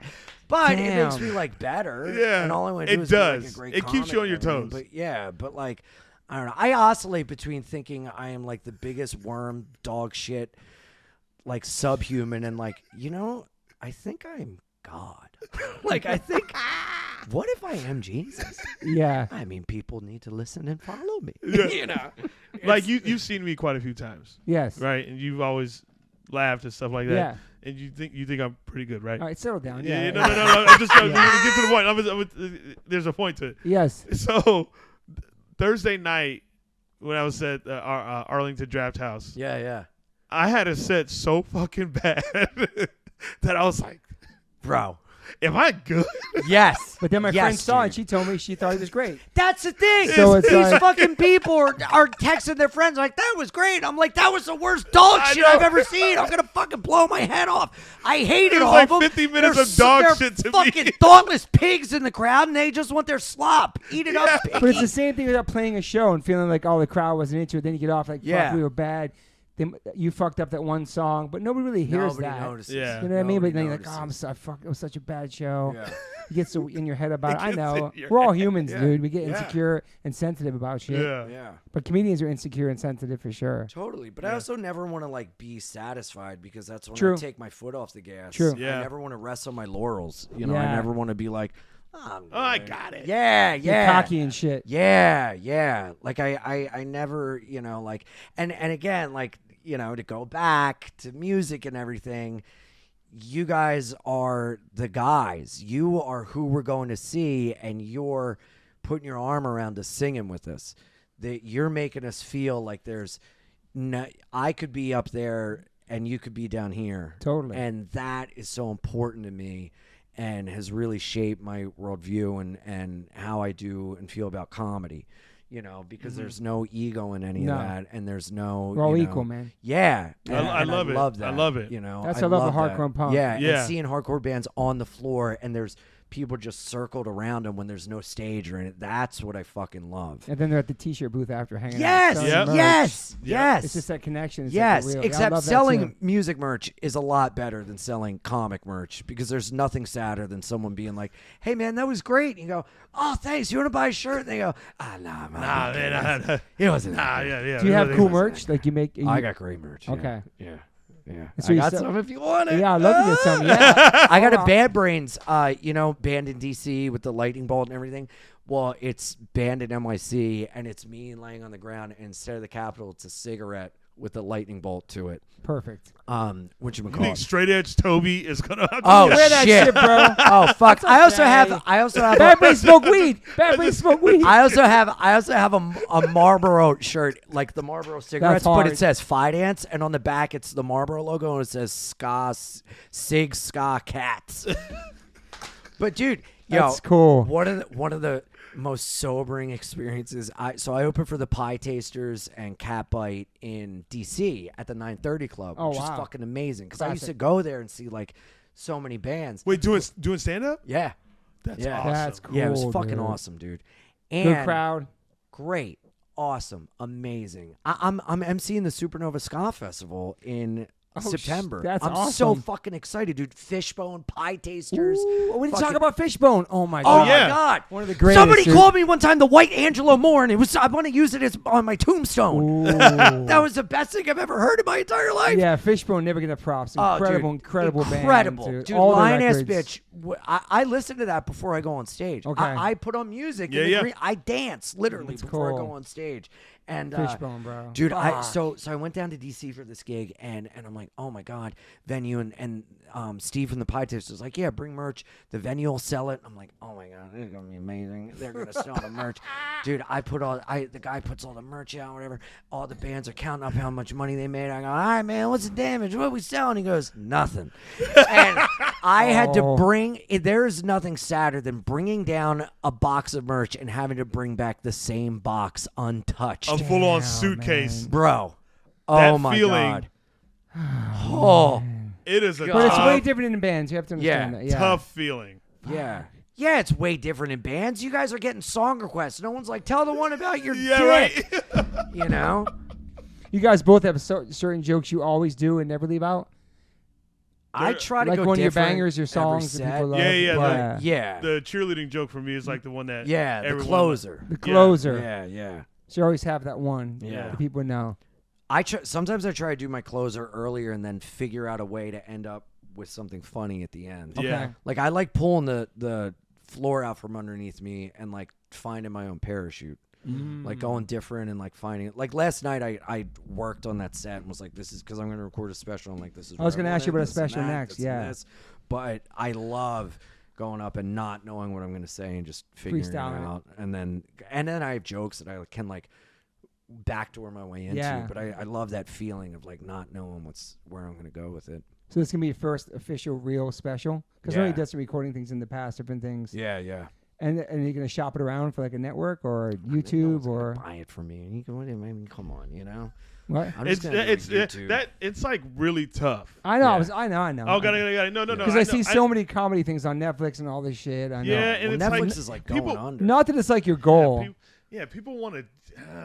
I don't know. YouTube's very DIY. I You make think- all your money on that shit. Yeah, I think we have like the similar, kind of. It was just like I'll just do it myself. Yeah. And that's what YouTube. You can get Yeah. all your residuals You know, from all that stuff. yeah, Yeah. no, But even You know? like YouTube, you can see the views. More eyes are going to get on it than HBO Max or Okay. Yeah. Peacock or Yeah. Amazon Because it's Prime easier or to whatever. share. Where it's Yeah. like, if we were on HBO, like no one could share that because not everybody has HBO. But Ego. anybody, Ego. I want an HBO special. I Ego. want a Netflix special for my ego. Okay. But what I need to do as a working comic is to get eyes on me and introduce myself to the world, and more people are going to see it if I put Yeah. it on YouTube. Yeah. And I know I'm going to eat money.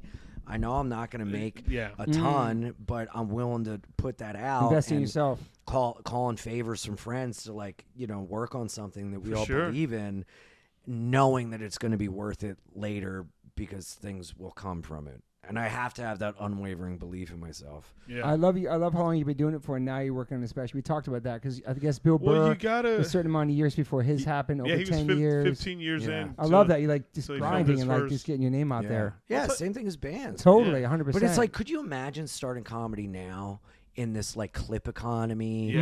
And like, dude, I'm in Austin. I'm like, so what's like the goal? Like, do you guys like work your way out of here to Nashville to New York to Yeah. LA? And they're like, nah, man, you just go around, you film, get your clips, hope something goes viral. Listen, wow. What? and I don't know if we feel the That's same way about crazy. this, but it's tough because as a comedian, you kind of have to play that game a little bit. Also because I fight back and forth with my my reps about it, Yeah. how much I don't really care Yeah. to post a clip. But it's like people got to know you, and I'm like, okay, I'll do it to promote a show. Right. But I was like, I'm not just gonna be like clip heavy on Right, my. right. And I was like, I'm a fucking human. I'm Yeah. a person. Like I was like, I do shit. Like Like I like posting that I went to a fucking show. Yes. You know what I mean? Like that. I get Yes. excited on shit like that. Yeah. But there's this thing to it to where, you know, those are like teasers for what your special is going to be, right? Little clips from it. Well, not necessarily, because a lot of it is like crowd work or whatever. It's you know, I don't necessarily enjoy it because I don't know, it's just not fun to me. It's just kind of like mindless to me. Yeah. But don't get me wrong, people have made careers. Yeah. Obviously, there's not a lot, Yeah. but there have been people that have been it's made them like strong ticket sellers and stuff like that. But I don't necessarily think that's the thing about me as to why people would fuck with me. Even though even though the clips, like whenever I do post a clip, it does really good every time. But I don't necessarily think that's the thing. I think people just fuck with me just, you know, for it's not who gonna I make am. or break and the you. same with him. Like you could tell people fuck with you because of who you are. Yeah. Like we have like depth to us. So, and I think that's why guys like you and I don't necessarily like to post the clips, because it just seems like, we're not one note. We're not one noted people. We have this range. Like this guy was a fucking teacher. That's so cool. In the hood. You know what I'm saying? Like Like a fucking cheerleader. Yeah, exactly. You see what I'm saying? It's more than that. And I watch cheer videos all the time. Yeah. You know, like I still watch routines. Yeah. But I think there's something to it with like this thing where it's just, you know, people are just fighting for this. Like, oh, I need the viral. I need the viral. And it doesn't, and it just seems too much. It seems very mindless. Yeah. To where it seems short-term thinking too. Yeah, it seems short-term thinking in a sense, because it's like you want the instant fucking. Well, also at the same time, these clip guys, a lot of them are younger and they don't have a full act. So they do these clips, they get stuff, and then people they get an opportunity to like do a headline or whatever, and people come out and they see them do what they saw in the clip, and they go, well, I'm not going to see him again. I already saw this. And the goal is to have an elongated career. You know, it's a marathon, that's what not it a is. sprint. Yes, Yeah. that's so what it like is. it's cool. Have your little night where people see it and they already saw the thing, but I want people to come back again. I want them to see me this time and then go, what's he going to say next time? What's this going to be about? Yes. And in the meantime, I'm living experiences and living life that I can talk about. You know? Also, like, I've never had anyone come up to me and go, dude, I love that crowd work clip you did. Yeah. I've always had people come up and go, dude, I like that one joke that you do, blah, blah, blah, blah, blah. Like, they'll name a specific joke. They've never named a clip where I've like, you know, what do you do for work? Yeah. You know, like no one's ever come up to me and say, oh, dude, when you asked that dude what he did for work, that was fucking, you think about it. No one's ever done that, but it's and I get it. You kind of have to play that game a little bit, but also at the same time, it's so like soul sucking, but it is part of what we have to do. But I feel like we're so fortunate that, you know, all our guys and everyone like how long we've been doing it and our age and everything like didn't come up in that world of like that's the number one thing you do. That's the goal. It's like no, we focus on like being undeniably funny no matter what, rather than like, God, I'm doing this set. As long as I get a good clip, it's like what? No, as long as I get better and work on the thing that all I'm going to do is be a great fucking comic. I'm not trying to get a viral clip. All that shit will happen. And also like that. The thing is like the thing with comedy is you can't go around being funny. Yeah. Like Instagram, like social media is giving people like a way for them to decorate themselves as a really good comedian. But here's the thing, you can't go around being funny. So when people do, say you have this viral moment, all these followers, and all of a sudden, you know, clubs are like, yeah, we'll give them, you sell out the club. Yeah. But you don't necessarily have the chops I mean, to do 50 minutes on stage is it's insane. It's like being a one-hit wonder with a band, having one song. Yeah. And no real fan base, just radio fans. And like to carry yourself on stage for 50 minutes, also, you know, you got to have crowd control. Yeah. You have to have so many things. Do the check spot. When the checks drop, you got to know how to like Yeah. finagle your way through that. There's so much to headlining. Yeah. To where, these people are getting these opportunities, and that's cool, but a lot of them, don't necessarily aren't able to follow through. And I don't want to sound like I'm a hater or anything, because it's like, hey, that's what the time is. That's what the world is. I'm no guru. I'm not the scientist to this shit or have the blueprint. But the way I look at it for me personally, and I don't know if you agree too, is just I don't know. I'd rather have strength because the strength will always be seen. And longevity. Longevity. It'll always be seen. Yeah. Yeah. That's interesting. I mean, man. I guess you could just say those people are here today, gone tomorrow. Oh! Yo! That was a good one. I like that one. It's pretty true, though. Was that quick or were you sitting on that? Nah, I just came on. Okay, there we go. Do you have top 5 hardcore bands? Oh, my God. Ooh, yeah, let's hear it. Woo! Yeah. Madball. Whoa. Yeah. I fucking loved Madball so much. Tell me your Freddie story. Oh, my God. Oh, God. Well, the ones he came on stage with us, but then after that, I saw him again. No, What was your first Madball show after that? Every time, man, I didn't see them for a while. Sometime in Brooklyn, like years ago, maybe like 2016, 2017. But so every Tompkins Square Park show I've gone to, and I was like, can I get a picture? He's like, yeah, sure. I was like, I saw you at a show and it was great. He's like, oh, thanks, man. He was like really nice. I go, here, let's hard style.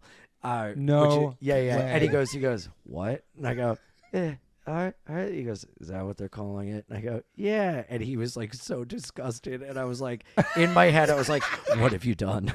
Backpedal. And I was like, oh, thanks. Did he do it with you? Yeah. He was like very kind. He went on his knee and did the shit with you? No, he didn't go on his knee. Okay. We just like did it standing next to each Wow, other. But I was bro. like, what have I done? That is You were fucking an funny. idiot. Yeah. And so now I'm living in fear that, but it was fucking That great. is so good, man. But again, like I printed out the lyrics of Pride. Like that helped me. Like I related that to growing up with like out a dad and like you know, being there for myself and everything. Like that was so important to me, you know. But that's I mean, Jesus, what a fucking idiot. Yeah. Hey man, He's like, what's Let's that? do it hard style. That's so funny. Yeah. He's like, Yeah. don't you know I'm already hard? Yeah. Don't you know I basically invented this? This is not just a handshake. I know. I mean, like, But the I'm whole thing is to go down on your knee and do the whole bro. thing. I know. I'm sweating right now talking about it. I'm sweating. He's going to hear this too because he listens to all the episodes. I love you, Freddie. Shout out to Freddie Madball. You're the best. I can't wait to tell him the story, man. Oh He's my gonna hear God, it, though, yeah. dude, he's the best. They're One of the greatest fucking frontman, best, dude, for Hey, sure. Oh my God, the way he pops off is fucking unreal, Machine, dude. And the whole time. The whole time. Time. Jumping up. I don't know how he does it, man. Yeah. I mean, it's fucking amazing. Like, that's the thing. I want to be, when I'm on stage, that energy the whole time, just like the lead singer of a fucking hardcore band. I want to be Freddie Madball, just getting everyone into it. And there's so much energy and emotion and love. And, you know, like I saw this clip of him. There were like these new kids in the front row. It was like their first show. And like, he didn't clown them. He was like, this is what it's about. They're the few. Like, it was like so kind and Dope. cool. Yeah, that's dope. You know, it was fucking awesome. Like, that's what I do. Like, a lot of people like watch special. I just watch like old concert footage. Same as him, bands. dude. Deep Yeah, dive Lacey. yeah. He's a deep diver. Yeah. That's all Yeah. I do. I mean, lately it's just been like Trapped Under Ice. Trapped Under Ice. You too. Blacklisted, Angel Dust. Angel Angel Dust yeah. are great too, Yeah. man. Oh my God. Who else you got in Yeah. your top 5? What else you got in there? Oh my God. Trapped Under Ice. Ooh. Madball, Yeah, come on. 'Cause that's a lady. That's a good. That's Blacklisted. Where They're they a band from? from Philadelphia. Okay, yeah, that's right. Yeah. That's right. Played them before. Man, oh man. She listened to new stuff too, as well. Yeah. Yeah. I would say honestly, like, man, Strife. Wow, nice. Oh, we were talking Strife. about that last Yeah. night. I love Yeah. that. That's Yeah. cool, man. Yeah. Yeah, that's cool. Yeah, and Great dude, Rick and Andrew, man. That's awesome. And Chad, yeah. dude. Yeah, I mean, I just remember they had a documentary that I would just like watch over and I over. might remember that. Yeah. Of them like on the road and everything. I remember watching that like before a school trip or something, and I was like, I'm about to be on a bus. That's a good mix of bands, though. That's really great. Yeah. Great mix. So wait, that's She like you harder stuff too. Yeah, for sure. Yeah. So that's 4. No, it Yes. No, you said Madball, Trapped Under Ice, Blacklisted, Strife. Yes. And the 5th, man, I'm trying to think. The Bad Brains in there too. Oh, the Bad Brains. Yeah. you got Yeah. it. Bad Yeah, Brains. yeah. Yes. Yeah. Have to. There Have it is. to. That's a good one. That's a strong one, man. Tied with H2O. Thank you, man. Yeah. Yeah. That's a good list, though. Yeah, it's Yeah. a really good list. No, legit. Like, that's been my playlist lately. But you and Chappelle are keeping up on newer bands for sure, right? Checking out new stuff. Oh, You were yeah. talking about Dude, Drug wait, Church did before you this? tell him what we're doing? Oh, my God. Yes, Dude. what are you guys doing? This fucking guy. He sends me a flyer for, what's the name of the It was fest? Gorilla Biscuit. I don't know what the name of the fest is. It's in Detroit in June. Uh-huh. And he Furnace goes, Fest? No, That's a different one. My bad. No. Furnace is Alabama. Are you guys gonna go to the show together? Well, it's in Detroit, June like 2nd through 4th. 2nd through 4th. And he sends me, he goes, dude, it'd be cool to go to this. And then immediately I'm like, yeah, I buy tickets. And I'm like, I'm there. And you're like, what? I don't think I was serious. He's like, now I gotta go. Yeah, I was like, now I gotta back you up. Backdoored him into going to it. And now I'm getting Jordan to go. Yeah. And we're going to bring our podcast out there and try to get bands to be on the that's podcast. Cool. Yeah, I mean, dude, we should legit Yeah. like No, let's talk about like it's hotels it's and a full stuff. commitment. I'm telling my agents like I'm not doing that What's weekend. that date? What month is It's that? like June 2nd. I think you June might be 2nd on the to road 4th. again. I'm gonna say this on the pod now because it's gonna come out before that. But September 8th, New York City, H2O Gorilla Biscuits. What? Yeah. Save the date. Yeah. In Well, Brooklyn. In Brooklyn. What? The Where? Monarch or whatever. That's 6 blocks from my apartment. Oh my god! I saw Terror there like 2 months ago and End It from Baltimore. With Year of the Knife, great band from Delaware. Shout out Maddie. I love you. September 8th we're playing there. Yeah. All right, well, I'm putting it in my phone. Chappelle's gonna be there too. September. Oh, but I'm gonna be there. That's gonna be so cool to have That's on the gonna be show. dope. Yeah. Dude, well, I fucking speaking of saving the dates. All right, I'll tell you this. Fucking my favorite band of all time, Blacklisted from Philadelphia. I'm friends with the singer or the guitarist John. We've been buds for years, and so we talk and everything. And he's like, dude, save this date. They broke up in 2018. He's like, we're getting back together for one night for this benefit show. And I go, that's oh my nice. god, oh my god, oh my god. I was at Arlington Draft House. Yeah. I called my agents. I go, get rid of this weekend, reschedule. I got an engagement I got to go to. awesome. Oh, my God. I text him. I go, buddy, I took off.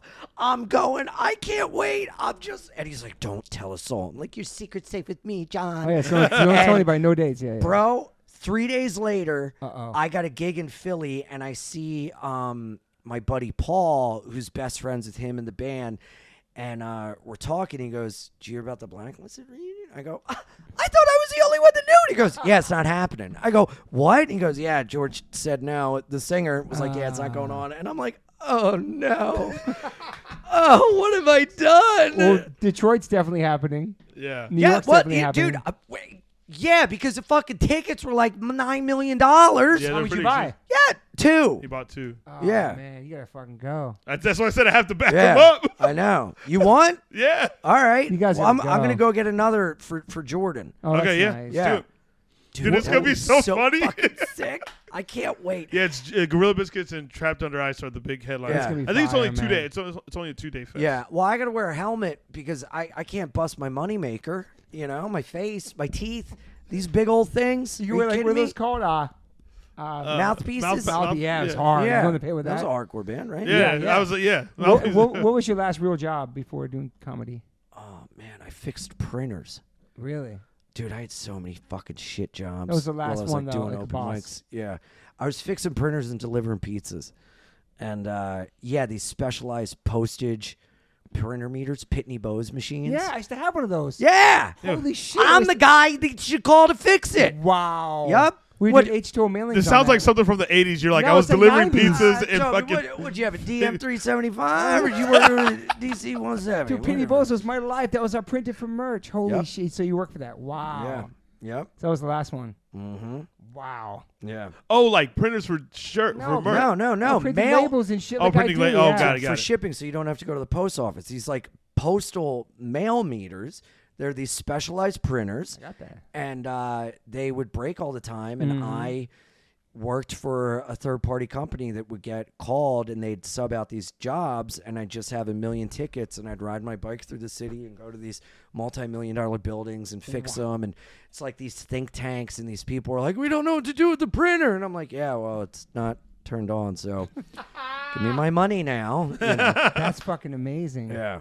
Do you have any major regrets in your life? Yeah, but it's not worth it because it made me who I am today. I like that. You know? That's So, a great answer. That's a good answer. Yeah. No, it's not even worth fucking going into Mhm. because I can't fix it. And do you feel different doing comedy? So because were you ever like fucked up doing comedy before you got sober? Yeah, dude. So it must be night and day, like your performance and just everything. How that would Totally. change being Everything is sober. infinitely better It's awesome, man. sober. It's You can really see it. yeah. Thank you. Yeah. I appreciate that, man. Oh, you knew him before that too? No, I'm just saying, like you could tell the energy. Oh, Yeah. thanks. Yeah, like it's a Feels like a fresh energy up there. Yeah, it's a gift. Yeah. You know, I have to remember that it all goes away the second I take a drink or do a drug. And I've worked too hard, and I enjoy life. I never did. Yeah. And I got that gift of sobriety, and I never want to go back, you know. And, dude, one time I did this gig, I got banned from a venue because I did a bunch of coke before I went on stage because I was like, I want to be like Dennis Leary. And I was all yacked out and on stage. I thought it'd be a good idea to, like, throw a chair and just be like, ah! And everybody was like, at one point a guy goes, are you okay? And they thought I was doing a character. Damn. Like, the booker was like, what's this new character you're doing? I go, a character. I don't know. I just did coke in the bathroom. And they were like, you're not allowed back. And I was like, okay. Shit. Oh, that feeling. And it's the thing of comedy is what? Tragedy plus time equals comedy. Yeah. You know, and when you are in the midst of addiction, it's not funny. When you're on stage and you're like, I was sober and I'm in the middle of a relapse. Who wants to do shots? Everyone's like, what? This is heartbreaking, you know?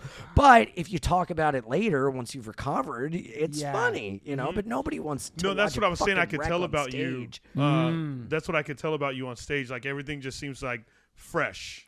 Like, you know, I mean, when I met you with Shane at Brea, that was 5 shows. So I watched you every night. And then, you know, watching you a little bit last night, like it just, you could tell there's like just fresh vibe. Man. Like your mind's like there. Yeah. You know, not to quote the god Ian Mackay, but I'm just kidding.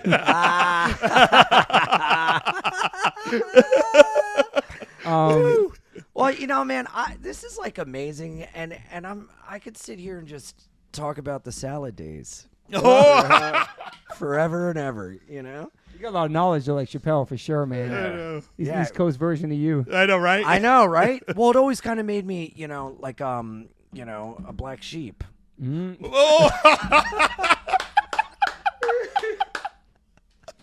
always been a positive, like, well, we talked about it because you kind of hid your pain with being funny and being goofy, making people laugh, and you always had to be the guy who was always funny. But I feel like now you actually are really happy. Yeah. You know what I mean? It's awesome. Yeah. And you've always been a positive person, too? Yeah. I mean, it's like fake it till you make it, but now it's like authentically real. Yeah. You know? And again, like that PMA is very important, you know, but at the same time, like I've been able to access the darkness with positivity in a way that I couldn't before, you know? And like it's very, you know, I mean, like, I don't know. I'm grateful. Like I used to hate so many things about myself and be like so embarrassed and like I would have friends for like a year or two and they didn't even know my dad was dead. Like I would never let people know, you know, I was like embarrassed about these things, you know, and not that it's like the first thing I bring up, but I'm okay with talking about it. You know, I'm okay with my past, you know, we don't regret the past and we can shut the door in the past without regretting it, and you know, and I don't know, it's beautiful, you know. And again, like the fucking thread through it all is music. Yeah, you know, I'm sitting across from the table that I learned that there's one life, one chance, and I'm not even making a joke. That's a fucking truth, dude. I used to write that on my notebooks. Oh, like wow, that was you, like man. Something that stuck with me my whole fucking life. It's awesome, man. Truly. Yeah. You know, like it's just, and again, like what got me here, sobriety and jokes. Like, isn't it so silly how something so silly could straighten, like be so important? Yeah. You know, and at the same time, you can relate all this. So little of it is jokes. Yeah. It's so much more than that. Yeah. You know, it's just so wild. Like I think I was explaining this last night. Like I don't go on stage to like make people happy. It's just my brain is just thinking these thoughts and it thinks in the way of funny. Yeah. So like that's why I do it. And I don't know if you feel that for yourself, like where your brain's just like, not saying I don't want to make people happy, but when I think of the core of it, it's like, oh, I just have these like laughable thoughts about these things of, you know, trauma. It's like what you were doing when you were a kid. Yeah. Like you see it in a different way. Yeah, you just see it in a different way. Yeah. I project it. Totally respect and get that, but I very much, for me, want people to feel better leaving than when they did coming in, which in a way is like, I wish I didn't care. Not that I care like me. I just like making people feel good. Yeah. And that's like a big tenet of like AA is like in order to keep it, you got to give it away. Like the number one thing is like helping others and like reaching out. And I've just realized the best way I can make people feel better is like with laughter. Like I've realized my role with my mom is to like keep her smiling. Yeah. Hell yeah. And it just so happens I have these thoughts which aren't always right or whatever, but like I want to get my thoughts out, and I do have funny thoughts, but I'm just looking forward to the next phase of my career where I can like dissect things that aren't just myself. Like I've really like dissected myself and still where to go, but I want to be able to do that with other things. But in order to get there, I got to do that with me. Dude, it's nice, man. I swear to God, me and this motherfucker are twins. I swear to God. Because once you tell your story and you have your special and it breaks down your whole life, right? And talking about yourself. Yeah. Then once that's out there, then you work on new material, like you said, dissecting other things. Not just yourself, because that's like your story, right? It's like Mm-hmm. It's cool, man. You guys are very talented humans, man. I appreciate you. No, you're a talented human. Yeah, you too, man. Yeah. So. Well, I appreciate you being there. How many band tattoos you have? You have any band tattoos? Oh, man. I have Incendiary, Product of New York. Nice. Tattooed right here. That's my newest. Yeah, you got a lot of leg tats, too. Yeah, you got a lot of leg tats. Covered on my legs. I got 302 and I got 138 for the Misfits. Nice. Right under a bike. I was going to get the Madball logo, but my guy was like, you got to chill. I was like, all right, yeah, maybe. Yeah. You should get it done. No, because he got it done on his head. Bro, I'm getting tattoos like every other week. Like I can't stop. Okay, like it's an issue. I'm going to get 2 while I'm here. And now I'm like, should I go on the arms? I was going to ask you to go on your arms because your legs there. are getting sleeved up already. Yeah, but I kind of like this old like prison pop look. But I already Popeye have this, style. and I'm like, I might as well just go like bop. But I don't know. And maybe I'll. Do you work out too? No, I Your ride a bike. Your arms look like you look something on your arms. Thank you. Yeah, I could be well served to do push-ups every once in a while. Okay. Yeah. Well, I ride a bicycle and Yeah. I'm like off sugar now. Wow. How long? Oh man, sugar? 2 days. Shut up! I'm trying. Yo, for real? I'm off added sugars and processed sugars. That's I hard. still eat fruit and stuff. Yeah. But I'm being very well aware of like, okay, if I have a choice, I'm gonna not. This is 0 sugar, so I'm gonna eat this rather than this. So it's I'm hard, like dude. really trying. It's really hard. Really hard. I did it for like a month and a half, and then I was like, buddy, treat yourself. And then almost the past month, it's just been gluttonous piggery. But my mom was like, oh, Ian, you look so good. Don't get fat again. I was like, thanks, Mom. Oh, my thanks. God. Yeah. Sugar's no joke, man. Bro, it's in everything, man. Everything. It's so addictive and so fucking bad for you. I think the whole world's addicted to sugar. It's in everything, man. Yes, dude. Everything. The fucking Big Sugar changed it years ago to where they made fats and everything bad for you rather than sugar, so they could put sugar in anything and make money. But like they're good fats. I like how you called it Big Sugar. I didn't know what else word to say. Big Sugar. Big Pharma, Big Sugar. Yeah. Big Pharma, Big Sugar. So 2 days? Let me know how it goes. I'm interested. I'd love to try that someday because sugar's in fucking everything. It's in everything. I know. It's hard, But man. the place we go to, I mean, Green Table, no added sugars. Yeah, no added anything. sugars. Yeah. Damn. Well, like dessert and snacking was like on the road. I just go back to my room, I watch Forensic Files, and I just dump bags of candy next to me on the bed, and I'd eat them, and then I'd wake up, no pants, T-shirt on, like Winnie the Pooh, and I'd have like Skittles attached to my body, and I'm like, I gotta make a change. Yeah. Make a change. Change. Everything's hardcore, man. I know everything. Yeah. You can say anything, it brings it back to that. I know. We can't quote a Taylor Swift song. Yeah. Maybe. Well, I mean, you know what? It's just I gotta. No matter what I do, I just gotta be out there demonstrating my style. Ooh. You know? That was for you, Freddie. I love you, Freddie. I love you. I'm sorry. Well, thank you for being here, man. Thank you, This man. was awesome, dude. Yeah, This this was was awesome. awesome. Thank This you was a so great much. episode. To hear your story. I'm Thanks. excited to see what happens in your life moving forward and stuff, too, man. Yeah. Yeah. me Sobriety, too. just everything, man. It's awesome. Yeah. Thank you, Toby. I appreciate it. Of course. We're going to see you in the East Coast in September, hopefully. Yeah. Yes. I Right? saved the date like a wedding. Yeah. There you go. I know that's I know. That's what you put on your fridge. Yeah, just hardcore I guess I do shows. like ska. Yeah.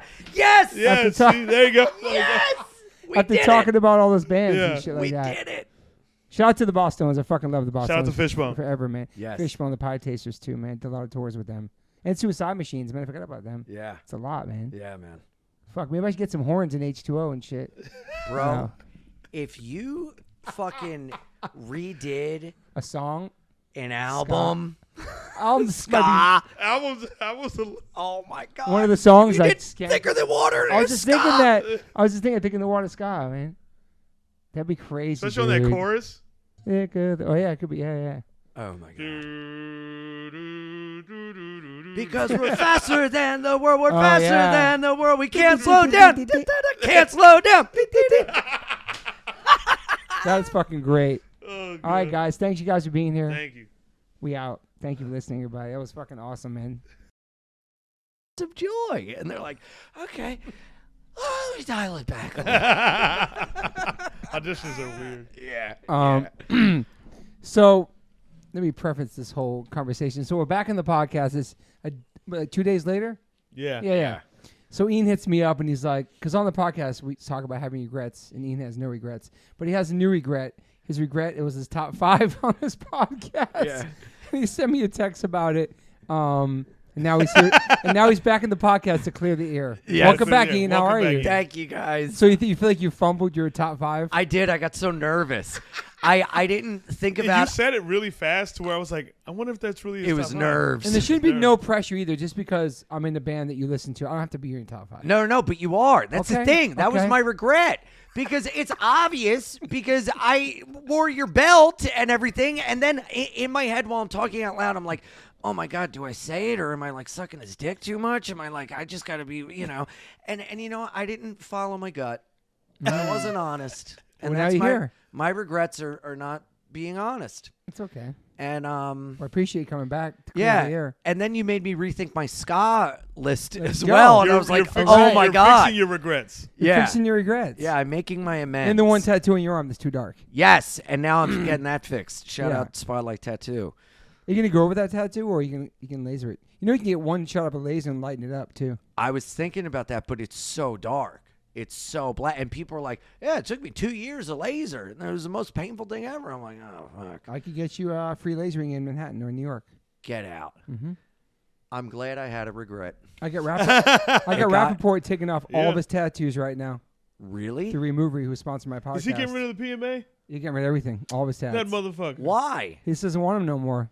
Wow. So I can get you lasered. Like I've been working on mine like 7 times already. I'm lighting up a whole thing on my arm. I'll show you after. Okay. It's really light. Oh, So you can wow. get that lasered in Manhattan somewhere, lighten up, and then fix it up. Whoa. So I got that for you if you need to. Yeah. Look at that. Well, great. Now do I Yeah. not get the rest of my arm done? I don't know. Fuck it. It does hurt, but it's pretty fast. I'll get that taken off, and then I'll pop some other stuff on the arm. I'm just Yeah. worried of being on stage. I mean, I wear shorts on stage, and I'm covered in tattoos. Yeah. But my upper body isn't. And I'm like, is it going to be weird if I have my arms tattooed too? No, man. You It's know? cool. Yeah? Yeah. You don't think that would be like No. jarring or like, Fuck it. There's a lot of people with Yeah. That's tattoos our that do world. comedy, right? Yeah. Yeah. That's like, it's the culture. yeah. Is that not normal for tattoo artists? I mean, comedians have tattoos. Well, Not- actually, one. no, it's not common. Okay. No one. Now that I think about it, it's Yeah. not. It's for a comedian, it's not a common thing. Okay. But I'm wondering if it'll be a distraction. But then I'm showing off my chicken legs with tattoos. Yeah. No. Shout out to Shane. I forget how to Dozer. Shane Smith. No, Shane. A tattoo artist, Shane yeah. Smith. Shane Smith. Shane yeah, Dozer. Shane Dozer, the Yeah, yeah, comedian. from You know Utah. Shane? Tattoos. Shane from Face Utah. tattoos. He's got mad tattoos. I know. And he's a clean comic. Yeah, and Yeah. he's made it like Yeah. you know he's made it. He's talks made it about work. it. He talks about it. Yeah. It's cool. You know, but like yours aren't to the along the lines of his. But Yeah. yeah. Yeah, and I can wear shirts. Yeah, man. Yeah, you guys are right. Don't be Well, look scared. at It's that. who I'm you. so It's, glad I it's came how you back. express. Yeah. It's how you express yourself. Yeah. Here who at the you One are. Life One Chance podcast, we break down your insecurities. Yeah. we I help mean, you get rid of them. I do have one life, one chance. I You better do. do, Do it you really? right. Yeah. Oh, I thought you meant he does- tattoo. Yeah. Oh, no. I mean, just in general. Oh, got it. Yeah. Yeah. Okay, So what's your top 5? Let's go back to ska. Scott, let's go top 5 Scott. Okay. Catch 22, Okay. MU 330, Link 80, Okay. Operation Ivy, Mm-hmm. and again, like it's a tie between the Pie Tasters and Mighty Mighty Bosstones. Yeah, that's a good tie. All right. Yeah. That's strong. Yeah, that's strong. Especially for like a real ska head. Yeah. I'm not so into ska, so I say Bosstones over everyone. Right. Operation Ivy's dope too. Yeah. And I didn't really get into them until later on in life as well, to be honest. Really? Yeah, I didn't really know about them until after Rancid because I wasn't really that wasn't my world. You know? Yeah. No, that makes sense. That's right. Yeah, I That makes deep-dived sense. That. Mhm. Yeah. Like the roots of that band. Mm-hmm. That's the one reunion I would drop everything for and take whatever amount of money it takes to go see them live. You saw they played a couple Yeah, they months played. ago out They here, played. right? They had a soft reunion. They Yeah. did. Yeah. Yeah. That was pretty awesome. really, really that, cool. That went crazy viral. People were so Yeah. excited People about were that. going hype. Well, dude, the coolest was Matt Freeman in the beginning of the pandemic. He started playing bass to Operation Ivy songs. He was doing like songs every day or whatever, and that was really neat to see. Yeah, that's cool. That was really, really cool. I think it could happen in some sort of world, you know? Yeah. A benefit show or something, or Yeah. never say never. yeah. Never. It sounded great, and the reaction was so positive. Oh yeah. People I mean, were super especially if they did stoked. it for like a cause or whatever. Yeah. There's this old story of John Lennon, Paul McCartney, and Yoko, where there's this whole idea that they hated each other, this and that. That wasn't true. They were on each other's albums, and I mean, the first couple albums they all did diss tracks on each other, which is hilarious. That's crazy. Yeah, like John Lennon did Steel and Glass, and that was about Paul McCartney, and he had George Harrison play guitar on it, and it was like going at him a little. Damn, you know? Beatles beef. Yeah, Beatles beat. It was fucking wild. Can you believe it? Crazy. Yeah. I know Yeah. that. And so then, obviously they made up. But in I don't know if it was like 1980 or 1979. It was close to the time when John died. But Paul was at John's apartment, John and Yoko, in New York at the Dakota, and they were watching Saturday Night Live, and they did a Beatles spoof where they were like imitating and making fun of the Beatles. And John and Paul were like, you know what? Let's just go down to the studio and show up, and be like, oh, you think you guys are the Beatles? We're right here. Wow. And it would have been their first public whatever. And Yoko said, you shouldn't do that. If you get back together publicly, it should be for a cause. It should be an event. And so they didn't go down and do it. And then John ended up dying. Wow. Wouldn't that have been incredible? Yeah. Just walking on a live show. And that was when Saturday Night Live was like, the whole country's tuned in. For you sure. know? Yeah. And then just they go on and have a makeshift reunion right That'd there. be That's would've been that incredible. would have been massive. That would have been iconic. That would have been the most insane thing in Yeah. the world. And then, Sometimes I hate talking about those kind of things because it didn't happen, and so I'm like, man, that would have been crazy. It makes me like hate talking about it because it's like, yeah, you know what I mean? Yeah. Like Yeah. it gives you that feeling dude, of like, I used to think that about Adam and Eve, and about how like because Adam ate the apple, they had to wear clothes, and I was like, if only he didn't eat the apple, I could see naked women right now. yeah, Like it drives that. me crazy. Yeah. It makes my brain fucking go Oh, like, Adam. yeah. I want to see movies all the time. And then now we know it for sure can't happen. Uh-huh. That's why it drives me crazy because Yeah. I know it for sure cannot be a thing. So it like drives me crazy, and I'm like, oh, that would have been dope. And I'm know. Like Oasis happening again. You Yeah. think that'll happen? I don't know. That would be- I'm It's like a praying. dream of Chappelle's, man. It's a big dream of mine. Yeah. Yeah. My Never favorite say band. never. Yeah. Yeah. Fugazi could happen too, Whoa. because they never broke up. They never broke. Technically, they never broke up. Technically, yes. Mm-hmm. Wow. Yeah. That would be I wouldn't want to see Minor Threat. I know that's weird saying that, but really. people always say they could wish they saw them at the reunion and stuff. But I don't. I wouldn't want to see them like in their 60s playing those songs. Those songs, yeah. Fuck. Like if you weren't there, you weren't there, and I wasn't there. But I got the the music from that time. the music, you know what I mean? we have the energy of it. Yeah. The Yeah, life-changing lyrics and all that stuff. But yeah, I Yeah. don't know if I want to see that. We should do a top 5 punk, and then we do hardcore. Can we separate that? Whoa. Yeah. Sure. 'Cause I Top know you 5 got some punk, too. Yeah. I mean, it would be. I'll get Chappelle's too on this one too. Yeah. Punk. It would be Misfits, NoFX. Wow. Oh man. Whew, I might get shit for this, but I gotta say Blink-182. Dude, No, that's so cool. say it. It's so I cool you fucking said love that. Blink-182. That's Say so it. cool. I And love that. I don't know if they'd be considered fully punk, but for me personally, Alkaline Trio. Sure. Sure. I fucking love them. Keep us man. punk. That's I awesome. love yeah, them. say it. That's a And- sick 5, man. We Yeah. got one more. Yeah. Yeah, one more, man. You're I missing guess- one. I'm thinking about it. I don't know if you're. Well, here's the thing. I oscillate between is it punk or hardcore? Bad Brains. Okay. I think the world would say hardcore, but I Yeah. was thinking Rancid for you for some reason. But Oh yeah. Punk 5. See, I consider Rancid ska. Wow. Almost. Okay. Because they have so many ska. Yeah, they have so many ska songs. Yeah. If you really thinking about it. Yeah. I never heard anybody say Yeah. that before. I guess maybe the fifth punk band, man. What's yours? Cool, you got Blinking and Mine? Misfits. Okay, so my top 5. Shit's hard, man. I didn't really do this in a while. For punk, Ooh. damn, that's a tough one. Black Flag. Oh. Black Flag is Yes. that probably holds the number 1 spot. Damn. I gotta Um, write this down. I have to go GBH. Whoa. GBH is a big one. Fuck. I had Dead Kennedys. Wow. Facts. Yeah. Yeah. We go off on fucking Dude, I might have fresh I'm actually rotting regrets fruit, after whatever. this episode. I'm on my top 5. damn. I'll have to go. That's 4, right? That's 3 I named. Damn. Okay. For punk. Fuck, this is really tough. Damn. Germs. Damn. Wow. Germs. Number 4. And then for a fifth one.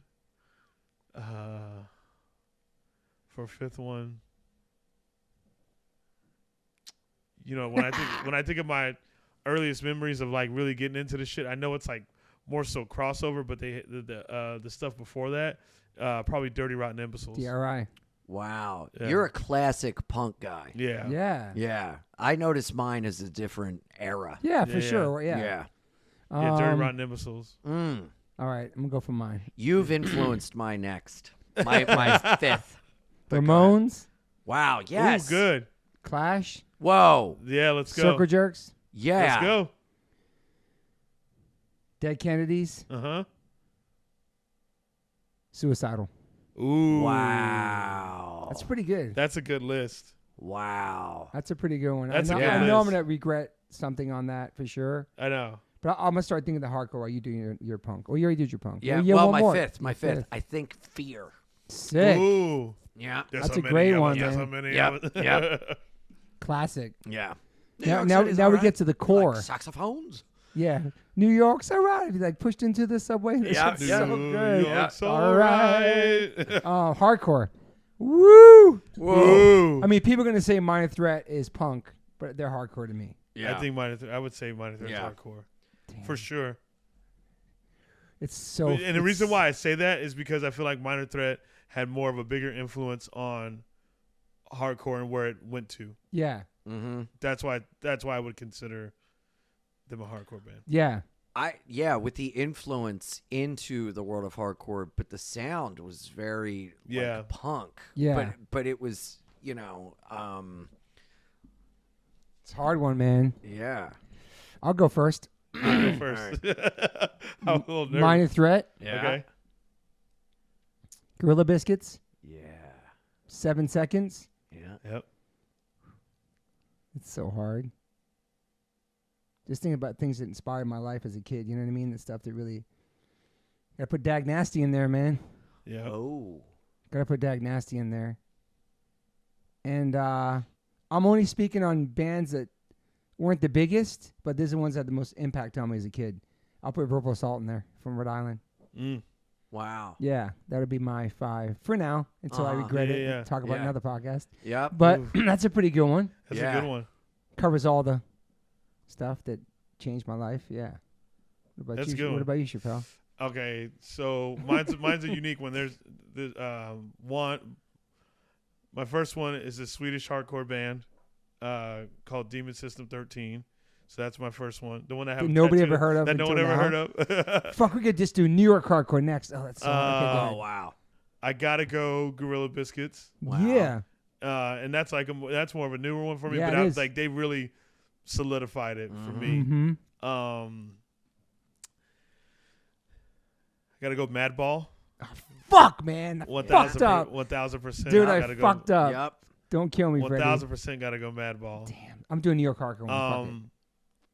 You know, and this is another newer one for me, but they really solidified it. Trapped Under Ice. Yeah. Yeah, these I two fucking guys. love Yep. Trapped Under Ice. That's Yeah. dope. And then I got one more. Fuck.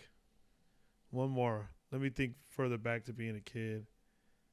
Oh, thinking back when I was a kid. I know, yeah. Times have changed. Look, are we doing it again? Yes. Times are changing for the worse. Damn, this is a tough one. I'll Bad Brains. Okay. I'll go one. Yeah. That's dope. I fucking missed that too. God damn. Yeah. I miss Bad Brains. What you got, Ian? You have a pretty solid list. Yeah. Let's go. Yeah, let's go. Ian. Madball, H2O, Thank you. E-Town Concrete, Wow. Blacklisted, and it's a fucking tie, man, between Bane and Trapped Under Ice. Wow. Got your Bane in there. Bane. Yep. Who are back playing shows, which is Yes. so fucking Which beautiful. I'm going to. You saw the documentary too? I didn't see the doc. Incredible. It's a good doc. No. Fucking I'm emo. with Stu. Incredible. Yeah. It's an Yeah, I need emo to see doc. it. It's so emotional. It's great. I love that band. That's a pretty for a music like punk E-Town doc, that's Concrete a got the deep- top 5. It's a deep doc. Dude, E-Town Concrete, holy shit. I used to jam the fuck out to them driving my car to high school. You haven't checked him really yet, right? Nuh-uh. The singer found he signed Little Dicky. He's a huge Yes. hip hop mogul. You told me Ant about. Money. Yeah, man. Yeah, he was responsible for that AI rapper that they got in trouble with because it was like I a didn't white rapper and it used like black voice. There was like a black rapper Oh, that used fuck, I like didn't white know about people AI or there was like a shit. racial issue that everyone hated. Like the Gorillas? And then no, it was like this. I don't know the specifics. I know that he like pulled the plug on it because it was like a fucking big dust up stink about it. Yeah. Oh shit. But I yeah, didn't know he that. became like a mogul. Yeah, man. He's in that world. Yeah, All right, since we're gonna have to do a New York hardcore one, man. I'm sorry, man. yeah. Good. Because I fucking missed. Let's One go. of my favorites is Madball. I don't know how I missed that. So Mad. It's tough when you put on know. the It's spot. tough. You know? And you want me to do 5? I know. You want me to do 5? That's why I'm cheating and going, well, tie. You know. Madball. Yep. Sick of it all. Oh. Gnostic Front. Oh. Yeah. Damn it. Warzone. Killing Time. That's my 5. That's my 5 bangers because I already got GB in my other one. Yeah. Madball, Sick of it AF. all, Gnostic Front, Warzone. What was the last Killing Time? Fuck, man, the first Chromax, Age of Horror too. That's just an album, though. I was That's just an gonna album, say, man. It's yeah. my favorite. Yeah. Yeah, I mean, again, I'm doing repeaters. H2O, Madball, Sick of It All, and man, That's 3. dude, I gotta go with this new fucking band that I am obsessed with, Mind Force. Yeah, great. They are They're fucking out of New York? incredible. Yeah. That's dope. I didn't know they were doing Yeah, that. yeah. Damn, Kill Your Idols too. Great band. Ah, fuck. So good. I didn't realize they were out. Mind Force was out of New York. And 25 to Life. No, I'm kidding. Wow. But you also have a tattoo of a New York band on your leg. You showed me yesterday. From Oh, Long Island. Incendiary. Yeah, Yes, from Long yes. Island. And that's yeah. I fucking love Incendiary, man. Yeah. Wait, so when you wait, how old were you when you moved to New York? 18? 18, yeah. And you were going to shows there too? Me too. Okay. I moved to New York when I was 18. Really? 1988. No shit. Yeah. Wow. So wait, was 2003. that one spot that you always talk about, Coney Island High, was that around when It was Yeah. still around. Yeah. I didn't go to Coney Island Yeah. High though. But it's so funny where were you because going? the old just CBGBs. It's right down the Oh, I would street, just too, go to yeah. matinees there. I would just see, bands there on That's weekends, crazy to me, Sundays. matinees. Yeah. the I was best. still around for that. And yeah, dude, matter of fact, the old A7 turned into Niagara, which is where I used to do comedy shows. Wow. Okay. And I would lose my mind because I didn't know my first time there. I'm like, wait, fuck, is this place so familiar? What the fuck? Yeah. And I go and I see the plaque in the back and I'm freaking out. And everyone's like, this guy's a fucking lunatic. What is he doing? And I'm like, I can't believe that Agnostic Front played here. This Yeah. is amazing. And that's like the spot. And they have a huge Joe Strummer mural on the side. Which is now Bad Brains. He redid it recently. No way, really? They have a new mural. Oh, wow. Yeah, the Obey guy did it? Yeah. Yeah. No shit. He did Oh, I yeah. gotta check it out. Now, would you say Bad Brains is DC or New York? Let's go DC top 5, man. Oh my All God. right, Bad Brains. All right. Bad Brains. I can't. Minor Threat. I might, Bad got Minor Brains, Threat. Minor The other Threat. one. Gray Matter. Dead Nasty. Soul Side. So Government sorry. Issue. Void. Fugazi. Fugazi, yeah. Marginal Man. Oh, Scream. Scream. Ah, Scream. All right, top 5 LA. Okay, let's go. I mean, LA, that already did that. Circle Jerks, Black Flag. Black Flag. Well, yeah. Suicidal. Circle Jerks. I mean, you have to put Descendants because they're from Cali originally. Fuck, man. Youth Brigade. I fuck with Youth Brigade. That first album, Sound of Fury, you on do the fuck Bones with Brigade Youth Brigade. soundtracks changed my shit, dude. It's so good. What's 4 though? Damn, man. Always Suicidal though. Fuck. I mean, Rancid. That's Cali, but yeah. I already said Germs. So many, man. The listeners gonna be tripping on this because people always ask the top 5. It's just really hard. Top 5 man. it's too tough. I know. It's so hard. And it makes my brain go crazy. It'd be sick to hard. hear Ian's hip hop because you're not a hip hop head. What do you put in the top 5? Well, on a random. In 7th grade, I was because my cousin that was a wrestler liked Wu-Tang Clan, and I used to go to his house for wrestling practice. So I really loved Wu-Tang and Big E. Yeah. Yeah. And, man. Oh my God. Oh, this is so. You got a Jersey group or no? Dude, I know. Floor Punch. I like Nas. Oh, Floor Punch. Yeah. I like Nas. I like Lupe Fiasco. Great. Yeah. Kick Push. Yeah. Push Coast. That the Cool album. Yeah. He's that great, second man. album, Chicago. Great. Yep. Great album. Love Lupe Fiasco. Dude, when I was teaching, I truly tried to be Michelle Pfeiffer and be like, we're going to look at these And Dangerous lyrics Minds? as poems. Yeah. And then You're hilarious. I tried to introduce them to Lupe Fiasco, and they're like, Mister, this gay. We don't want to hear this. And I was like, okay. And I let them bully me into not teaching them about conscious It's just funny lyrics. hearing about Ian get bullied by kids Oh, dude. Yeah. when he was the adult. Were you bullied in Yeah. high school? No, in grade school.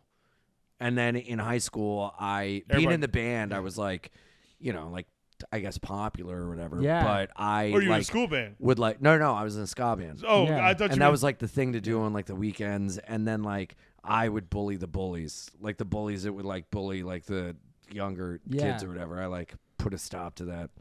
But Yeah. I got bullied like real bad in grade school. I had to like change my friend group. Oh, that And like, sucks, man. yeah. No, it was for the best. I met my lifelong best friends because of it. But dude, kids are vicious, man. used to Totally, get bullied man. for my dad being dead. Like that, I used to fight a lot when I was a kid. That was like the thing. Like you say that, and it was like fucking on like Donkey Kong. Yeah. You know, Fuck. And kids then are vicious. Kids Kids are are man. vicious. I experienced that with my son in school throughout the years. Yeah, for sure. Like Yeah. people talk. Yeah. And then you played the cross for a minute too, right? Oh, just in like 8th grade. And You then hated it? It was fun, but like when I went to high school, I did it for like 3 practices, and I was like, I can't do this. But instead of like being honest and being like, no, I don't like this, and I'm scared, I was like, I need to focus on my studies. Like I just totally used school as an excuse. So that was like the only sport you did? I ran cross country for like 2 years. Oh, nice. Hell yeah, you did. Yeah, and I lied on my college application because I ran varsity for 1 race, so I put like varsity cross country runner. So good. Yeah, and then somehow in college, my 2 best friends were on the cross country team, and they were like all American cross country runners, which is like funny that. And I ran with them one time, and I could not keep up. Wow. Yeah. But you don't run anymore. It's just bicycles. I can't run to save my life. Yeah. I hated running. Hated it. I was so bad. I would always come in like close to last, and I would like have that like wheezing like when I would run. Like me and the other kid that sucked at running, he like had to hit me and be like, "Stop, man, you're making me laugh." And I was like, "I can't help it." Yeah, it was so You never ran either, right? You probably Fuck, I look like. You did cheerleading. That's a lot of cardio, but you never ran. No, though. we didn't have to run. No, Never 'Cause, like, ever at school. Did I? Yeah. Bruh, anytime we had to run a mile, I'd walk that shit. Okay. Like, bro, you better kiss So my ass. punk. Fuck, I look like running a goddamn mile for what? Okay. Yeah. A grade? There's one question I want to ask you on the last one too. Do you ever see yourself getting married, having kids? Oh. You're still really young though. No. No. No marriage? Marriage, maybe. Partnership, yes. Yeah. But I don't know about like, you know what? You know what trips me out is the idea of like planning a wedding and being like, I can't even pick my top 5 favorite hardcore bands right. How am I going to pick my top 5 best man? Yeah, groomsmen. No, I hear you on that. Like, when are we gonna drop this shit of just like planning weddings? Like, why do I have to see a person? Yeah, for months, and it's so expensive and stressful, and then you're fighting over this. I would much rather go to the courthouse and then have like a get together with like music and stuff, and none of this fucking like hoity-toity big ordeal, you know. And then kids, man, it's not in the cards for me. I can recognize and admit, for better or worse, I'm too selfish, and I just, you know, I and again, like, back to the dad thing, man, he was just such a good dad. I think I would have this thing, and like, I'm not as good. I don't know. Got you. You know, and like, I don't need to carry on like I want to be a dad just like him. Like, I can be a guy just like him. And the kid thing, like, I think I'd resent them because I'd have to focus just the way I am. I'd have to focus everything on them. It's true. And I wouldn't. It's not about you anymore. Yeah. And I want it to be all about me, baby. Only child, man. Only child. Let's go in. Let's go in. Yeah. No little rugrat for me. Man. Yeah. You know? But all my friends are, you know, they have kids, and we're on the group chat. My friends from high school and everything, and that's cool. They're just. You seem like you're good with kids, though. Yeah, I am. That's the thing. I love my nieces and nephews. I'm great. I enjoy it. I'm like very protective, you know. But I like that I can like leave it, you know, because I go and I'm with my friends that have kids, and dude, they are just like exhausted, no life, just miserable, and this meeting at school, and this allergy medicine, and this doctor, and I'm like, no. That's fair. No. Yeah. You know, God bless people that can do it, and God or bless her even more for people that do it well. You know? But man, bigger blessings to those folks. I mean, dude, my friends in the group chat like, oh man, my wife is sick, so now I'm on childcare duties and I hate it, and I got to do this all the time, and then like, you know, just like splitting up responsibility. It just, whew. Are you on dating apps and stuff? No, I don't. My ex and I are kind of back in a way. I mean, this is a gal, the one all be all, you know, end all be all. I mean, but like, it's just I'm at the point where I don't want to go through the rigmarole of having to meet someone new and the whole resume, and then they have to get to know my little intricacies, and I got to know theirs. You know, I already my ex. I made a promise to her and to myself that I'm gonna let it all out. I'm gonna be my crazy, vulnerable, true self, whether you like it or not. I'm going to love you with everything I got. If we're together for 5 years and it ends, if we're together forever, or if it's only 6 months or a year, I'm grateful for it all, and I'm not going to hold anything back. And I just can't do that. I don't want to do that with anyone else. Yeah. Like to have to throw that in, that's a lot of it's a lot of energy to throw out. Yeah. And to do it like again. Yes. Yes. And also I used to be a dude that would go around and suck and fuck and lick and kiss, and I just, dude, the idea. I forget, like, you suck and fuck. I suck and fuck. Yeah. I suck and fuck. Yeah. Did you tell me that? I'm bi. Yeah. Oh, no. I'm just saying. Did you tell me that? I think you told me that at Brea. Or you have a joke about it. Yeah, I got jokes about it. Yeah. But, you've been bi your whole life? Wow, openly since I was 32. I was okay. Kept that a fucking deathbed secret my whole life. Yeah. Oh, so you knew early on? I didn't know I was bi. I thought I was gay. Oh wow. Yeah. It was like crazy. Interesting. How old were you? When what? When you thought you would get Oh, I the was attraction for fooling around with boys in like grade school. Oh shit! Thinking I was going to hell. I heard about AIDS on the radio, and I'm like, me and another guy rubbed our dicks together under the bathroom stall, and I hear about AIDS on the radio, and I'm crying myself to sleep, like I'm gonna die of AIDS. Just constantly checking your dick. Oh yeah, totally. Is it over there? Totally. Yeah, 2 fucking 8-year-olds rubbing dicks. You get AIDS that way, dummy. Oh my god! So you just kept it in. Well, yeah, and then that thing again about my dad. Now my dad knows this secret I had, and there's just so much shame with that, you know. And so you thought you were just gay mostly, so you really didn't hook up with girls. No, but that's the thing. I loved girls. I loved women. I mean, in preschool, I would bring girls flowers on their birthday from our garden. Yeah, like I always loved like boobs and stuff, you know. But like I don't know, there was like this attraction to like guys, physically. But I've never ever been like, like every girlfriend of mine, I'm always like, what if we were together? And I've never thought about that about like my best friend Bill. Yeah. I don't know what it is. Yo, Bill, you know? what if we was, like, yeah, and so together? I had like a secret thing with a guy for like 11 years. Wow. In grade school and high school, but it was very like, dude, we would fight in public and not talk, and then like always go back to each other. But we never kissed because that's gay. But we'd blow each other in the parking lot. Did you have at like midnight when no one was around? Did you have a girlfriend to act like you weren't at that time, or did you have like no? I didn't have a girlfriend in high school, but I would like hook up with girls in high school. But I was like, But nobody knew. no, nobody saw Wow. no girls saw my dick until like 18. But this guy, he and I were, kissing dick tips when we were in like 8th grade. Wow. But for some reason, because I was into porn a lot, and I thought girls only liked huge penis, and I was like, I got a tiny penis, but I got a fine hog.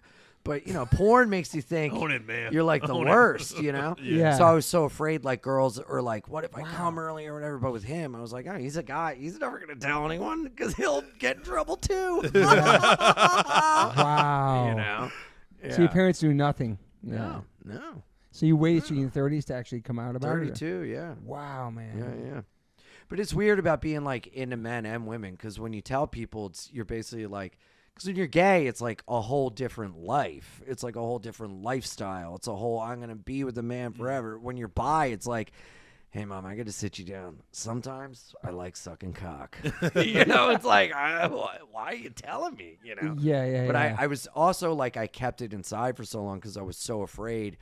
Again, like when I was straight edge and I broke edge, I thought people would leave me. I've always my whole life been afraid of people leaving me. Gotcha. So I thought if people know this about me, they're not going to want me around. I'm going to be a fag. Like they're going to hate me, And that kid, the first time we ever like fooled around, he went and told everyone I was gay and like a fag and everything. So we got in like a fight. So it was like, oh my God, we like never kissed.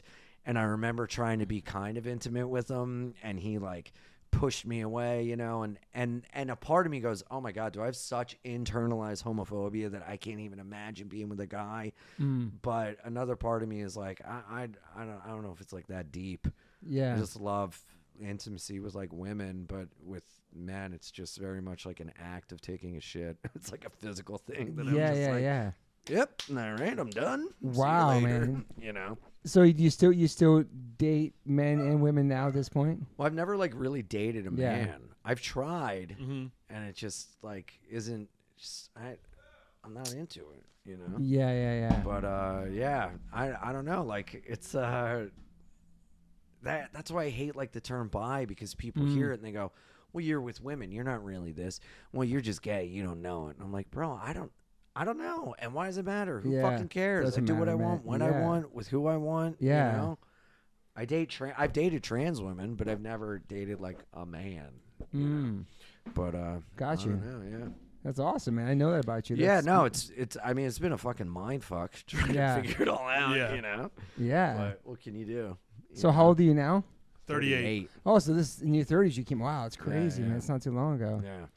You feel better being like that, just being open and all that. Bro, and- it changed my life. yeah. Just being honest about it, like, and I told my mom, man, and I was so afraid, and she was like, I always knew you had a sadness in you, and I couldn't tell what it was, and she like hugged me and loved me, and she's like such a sweetheart, but she doesn't know like all the things, and I would never ask her to, but she like, I would, years ago, I'd be like, oh, I'm going on a date. And she's like, Ian, that's great. Is it a born girl or one of your friends? Like, she didn't know what, like, transgender was. And I'm like, oh, it's one of my friends. A born girl. She's born like, oh, girl good for or you. one of I your- hope to meet that person. Wow. Like, just not know. I'm like, you're So the like best. totally cool and Oh, open-minded. totally, Yeah, man. yeah. And that's the thing. I tricked myself into thinking everyone would hate me and everything, blah, blah, and nobody did. The mind fuck, yeah. But I will say, talking about it on stage, some comics will get pretty fucking slick with it and make some comments. And I've had to grip some people up in green rooms, because like Wait, what do they you think mean? it's talking okay. funny about you or just, Yeah, like they think it's okay. Like if you talk about, sucking dick or like, I talk about my life, and I've had to figure out a lot of this stuff publicly on stage because I was figuring out privately. Yeah. So Yeah. like, I'm doing a bit about like what it's like to suck a dick or these feelings I have.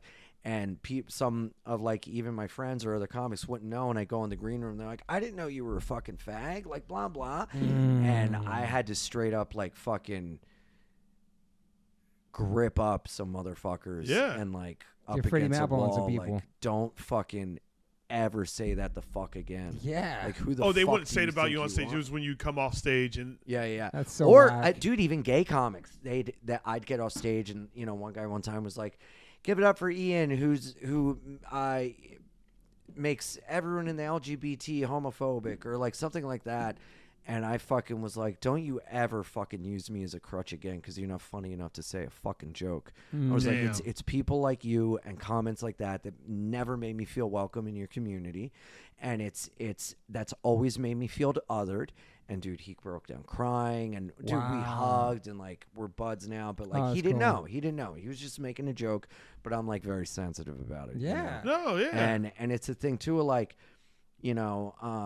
you would never say that to like an all-out gay guy, but for some reason people think it's all right to call me like half a fag. So it's all right for me to fucking grip you up and make sure you never do it again. For sure. Yeah, for sure. And, check those motherfuckers. Even like, but it's so funny because it would be such a fucking ordeal if a female comic's on stage talking about her pussy and a guy was like, "Hey, so how's that pussy doing?" or like whatever. No, yeah. But yet it's okay for you to come up to me, and like that's where I don't think like homophobia is like as bad as it was, but I experienced kind of a lot of that in a way. Yeah. But also I'm very affable, I'm very fun, I joke about everything, so maybe it's a thing and like people just think it's okay to joke, but I can tell sometimes when it's not. Yeah. Like there was a fucking this dude in New York who's powerful in terms of booking and this and that and whatever, and when he found out, I was like, "Oh, hey, what's up, man?" I went to shake his hand. He goes, "I'm not touching your hand." I go, "Why?" He goes, "I don't know where it's been." I go, "What are you talking about?" He goes, "I hear you're half a fag now." And I go, "Fuck you." I go, "Fuck you, and fuck you if you ever do that again. I don't give a fuck who you are. I'm going to choke your fat ass out, you motherfucker." And he's like, "It's a joke. It's a joke." And I just walked out. I go, "I don't care if I ever work your fucking club. I don't care about nothing else. Fuck you." And I like left. And the next day this motherfucker emails me, "I got you an audition and I put your name in for this pilot, blah blah." And I'm like, I don't want it. I'm not going. I don't want it. Show his true colors. Yeah, fuck that. Yeah. And dude, it's so funny now because he has like tried to get me to like work his club and all this stuff, and every time, fuck you. He's over the top now, really trying. Yeah. And I'll go hang out there because my friends work the club, whatever. But I'll go on my friend shows, like produce shows, but I refuse to fucking whatever. And I'll be like, "All right, guys, I gotta go," and he'll be like, "Where are you going?" I'm like, "I'm going to the Comedy Store, the better club, the one that."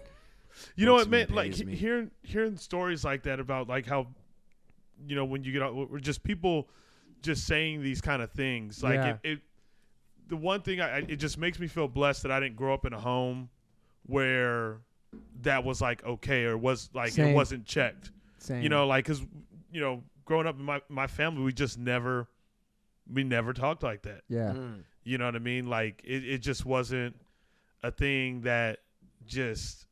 My mom's side of the family was like homophobic as fuck. Oh wow. Oh yeah, and that's like what made me be like, "Oh my god." Like I remember we were at the beach and my uncle saw these two guys kissing and he goes, "Look at that over there. Isn't that disgusting?" And I just remember being like, "Yeah, it is disgusting. What's happening to my body?" Yeah. Like, ooh, I like that, Uncle Danny. You're like, I can dig that. Ew. Yeah. Like even shit like that. Yeah. And like, but they were all like we don't talk to my mom's side of the family anymore, man. They're fucking pieces of shit. Damn. Yeah.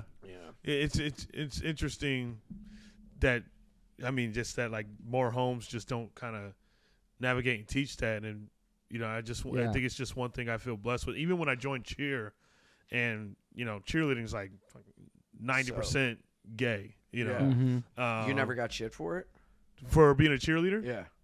I didn't really get shit for cheerleading. I got shit for being a black dude that skated and liked punk. Really? Yeah, I got more shit for that than because I was so damn good at cheerleading that everyone thought it was like the coolest thing. It was like a spectacle to people because they were like, "Oh my god, you got like homies would come to my cheer competitions because they were like, yo, Chappelle, like he'll go No out there way. and he'll hold these girls up and he'll flip Cool. high in the air. Like people thought it was like the coolest thing. They thought it was like Cirque du Soleil to them. That's so of funny. what I was doing. So I never got. If someone didn't know me, they would try to call me gay for cheerleading or whatever. I'm like, Right. what the fuck? What, you gonna call me gay because I cheer? Okay, Yeah. whatever. Well, like internet like, trolls who now cares? would be like, you suck dick, or you've been with men. I go, yeah, so Yeah, what? So what? Like comedies help me own it. Yeah. Everything's helped me like own it and be like, fuck you, I don't care. Yeah. I never like to talk about people, or I'm not talking to on the pod, but shout out to Jason Ellis, a good friend of ours who's doing comedy now. Yeah. And he's talking about as well being bisexual and talking Yeah. about all this. He caught a lot of shit for it a couple months ago. He's still talking about on stage. We saw him perform. Yeah. He's Oh, going yeah. hard on all that about how he kept it inside his whole entire life in the skateboard industry, and then he finally came out, and now he's just Yeah, like it's really beautiful. to He's see got that. a hog. I got. What? He's got a hammer. Oh, you know what it is? Okay. He's Yeah. go, whoo, hala, hoo, No, but hala, like, So you know Jason? Okay. you made me yeah, think yeah. of something. Love you, I guess- Jason Ellis. yeah. I guess to your, I think as I've gotten older and like people know that I cheered, some like people that saw it, like they were in the moment with it, but like people that don't know what it looks like of me doing it, yes, they'll probably I'll get some people that'll go, come on, you got to be gay, and I go, Right. I go, listen, I did competitive cheerleading for 12 years. I go, why if I was, why would I hide that? Yeah. Like I did competitive cheer Yeah. for 12 years, had every opportunity to do so. Yeah. Why wouldn't I? Why would I hide it now? Huh? Totally. You know what I mean? Like Yeah. it's interesting that people still Yeah. think that way and like kind of associate with it, which to their point, I get it. Yeah. There are a lot of gay dudes that are in cheerleading. Just like that thing I get, like, again, like I'm a comic. People think they can joke, but there's, I've really put up a boundary. When that shit starts, I fucking shut it down. Put right up a away. boundary. So that people, you have every right to do so. and then a lot of people are like, oh, I didn't know I'm so, But Yeah. like, I think that's like really important. But that is so funny. People like, you think I'm hiding? Yeah. What am I hiding? That's dude. I was my high school mascot, so I would go out with the cheerleaders. Wow. Yeah, I was Ian, the auk. You are my That's favorite. fucking incredible, Human. man. The auk is an extinct penguin. And that's That who was you were. me. Yeah. Yep. Yeah. Ian's done everything. It's so fucking cool. I'm glad you came back. I know, right? This is great. You know what's crazy? It's like We uncovered so many more layers. I think like the parents now are way more open-minded, obviously, about their kids being who they want to be. And Yeah. There's not this pressure to be manly and be tough and be, what the dad wants or the mom wants. Like you grew up like being kind of couldn't show emotion, had to be tougher, had to man up and stuff like Yeah. that. So It's I such a guess different world now, I think. Well, my parents like let me play with Barbies and stuff, and like let me like wear pink. Like I wore a pink tuxedo to my high school prom. Like Oh, that's sick. that's the thing. For my immediate like mom and dad when I was younger, it was never any of that messaging. It was always the messaging I saw with like extended family. Okay. Or Got you. like internalized fear I had from religion. Like I was in 5th grade going to the library looking up psychology books to see if I was like normal. Wow. Yeah. Like it was all my thing. Okay. It was never like, so much of it was hell of my own making, So Yeah, can I ask yeah. you something? You're scared. I mean, because you guys both lost your fathers Yeah. at Yeah. early ages, and you've claimed like you've expressed who's been a father figure to you, Mm-hmm. and you've considered that like Kevin Seconds Totally. and a few other people, Yeah. but more notable ones, Kevin Yeah. Seconds. Who was that for you? Growing that- up, Yeah. my grandfather, my mom's dad. Okay. He helped raise me with her, and then he died at 19, and when I was 19. Mm-hmm. So after that, I was just kind Another of loss. Yeah. and that's when I kind of really started to be like, what, I think I'm gonna drink, and then I didn't have anything, and then I worked Yeah. construction, and a guy really took me under my wing, and he was, more like a brother, and he was like the first person I met who's had a dead dad too. The very first day we worked on the site, we're framing out a basement. By lunch, he and I were both crying and hugging, and then he would bring the Bible in, and I'd read it to him and everything because he had like a hard time reading. Yeah. He's a solid fucking dude, man. Damn, that's dope. Yeah, but Yeah. I honestly, man, I think I did look a lot to like movies or like this idea of what a man is, you know, and you know, again, man, like music carried me along. Like I looked up to you guys and like talking about like loyalty and friendship, and you know, I learned values from the music. I learned values from the lyrics that I didn't get from, you know, and also again, like my dad did such a good job while he was here. I had that still instilled in me, but you know, I was like a bad, reckless kid because I had a lot of shit, you know. And then as I got older, you know, someone that has become like such a mentor and like such a father-son type thing is Attell, Dave Attell. He and I have become like incredibly close, and we just have a very strong connection, you know. And my dad and I would always joke like, we're going to be old together, sitting on a porch, rocking chairs, sun's coming up, our teeth are going to fall out, we're not going to know whose teeth is whose, you know. And I always got so sad, like that'll never happen, you know. And then, you know, I opened for Dave, and after, you know, we'll stay up till 5 a.m, walking around the towns, chain smoking, laughing, you know. And one night we're at this, you know, hotel. We had just finished the late show. It's like 2, 3 a.m, and we're sitting outside under the lights in rocking chairs, smoking cigarettes and laughing. And I go, oh my God. Yeah. This is, you know, this isn't my dad, obviously, but this is. But, you know. Yeah. It's awesome. Things can be whatever you make it. You know, my sure. favorite quote is from Claudia Black, the founder of Adult Children's of Alcoholics Anonymous. And the quote is, "It's never too late to have a happy childhood."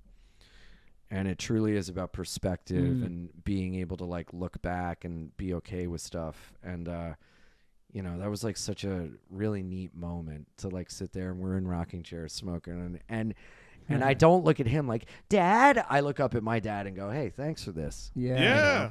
You know? Yeah. That's Fuck beautiful, man. Yeah. I'm glad we had you back over for this, man. Yeah. I even know that because I remember you mentioning real quick. I just thought about the other day when you're on. You're like, and sometimes I date trans, and I was, oh shit, I thought about it today, and then like, it's beautiful, man. I think it's awesome. Thanks, you can just be yourself, and well, again, man, like music and punk rock. That scene was a place you could go and be yourself. Yes, and especially like, you know, dude, I'll never forget. I was gonna go see Thursday at the TLA, and I was like maybe like 17 or whatever, and I always felt like kind of weird because I never dressed the part. I never did the Saucony's and like the rolled and the messenger bag and like the black hair, like none of that. I would always just show up in like my work clothes, like, you know, and I had a big curly afro and glasses, you know, but I would like go off in the pit, and everyone else is like, I wanted to look like those guys because I thought that was like cool, but it just wasn't me. And when I was in 6th grade, I used to listen to metal, and this kid goes, how come you don't dress like you do, like you listen to that? I go, what do you mean? He goes, you should be wearing all black and this and that. And I was like, I don't like that, you know. Isn't that funny? And dude, I didn't go to the Thursday show because I'd asked for a pair of Dickies and Saucony's for Christmas, and I got them, and I rolled it up, and I was wearing a tight black thing. And I like, and dude, I could not leave my bedroom because I felt so uncomfortable being what I wasn't that I just didn't go. I was like, I can't go out like this. That's powerful. That is powerful. Like, again, like passion over fashion, and like hearing all that shit, and just seeing you guys wear whatever was like, oh shit. And again, back to the thing about like such a connection. Like you're up there now, but you were down here with us, you know, and like, that was just so important to me about living authentically. It just took me a long time to chip away at some stuff I had to get there.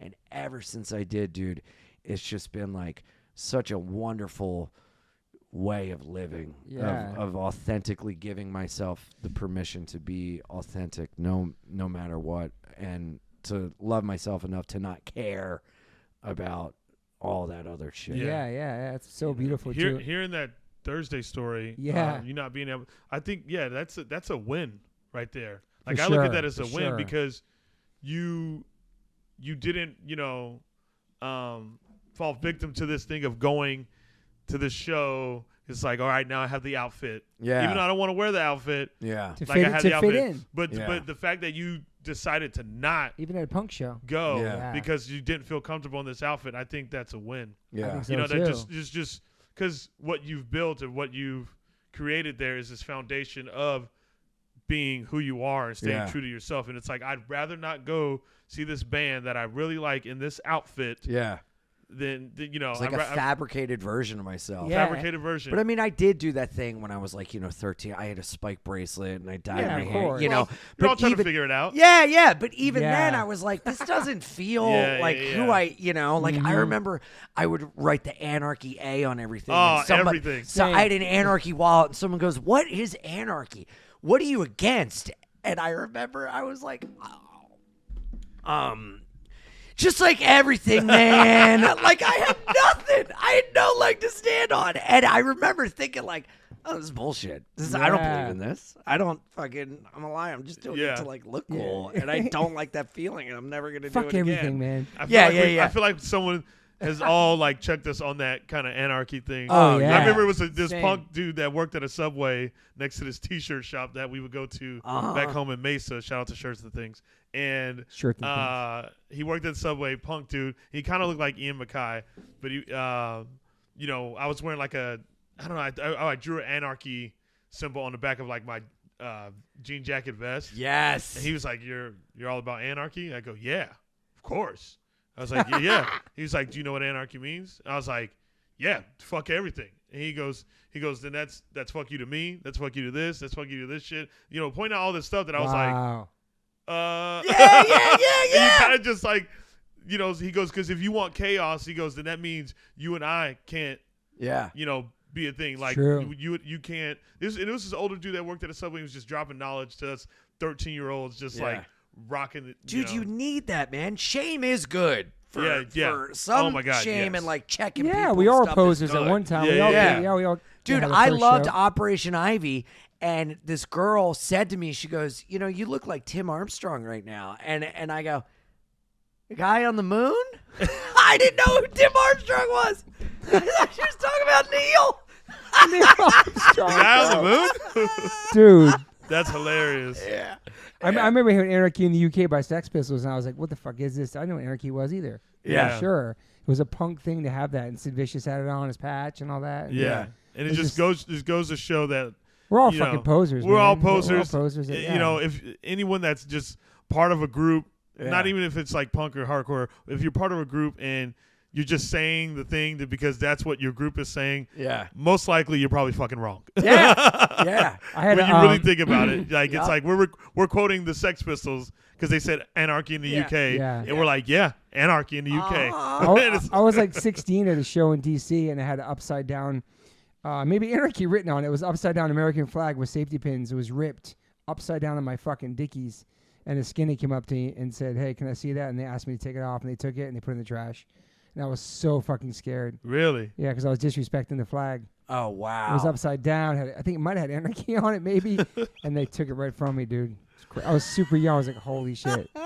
DC was no joke back then, the 80s, man. Oh, I can't All the skins imagine. and stuff. It was, Yeah. Can't It was imagine. intimidating. Yeah. Do you, one more thing. Do you have any, like, were there any stories that you heard about New York hardcore things or things that you were scared of, or maybe you might myths or urban legends about different bands I can just fix for you right now, or Oh. anything? Nothing. Okay, I cool, wanna cool. say That's good. publicly. Because some people do. He said nothing. Everybody in this nothing I podcast wanna have say talked about stuff, right? Everybody, dude. I'm All the Well, different- I just wanted to know definitively once and for all what happened that crazy fucking summer hanging out with Madball.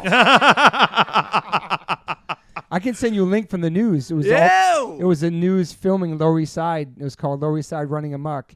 And it was this one summer where there was all this violence and crazy stuff all down Lower East Side. Yeah. That's where that part came from. And some of my friends, Ezek just posted. Ezek's in the news clip. He posted the other day. All these dudes are in the news clip. It's crazy. Yeah. It was just a crazy time hanging out down there.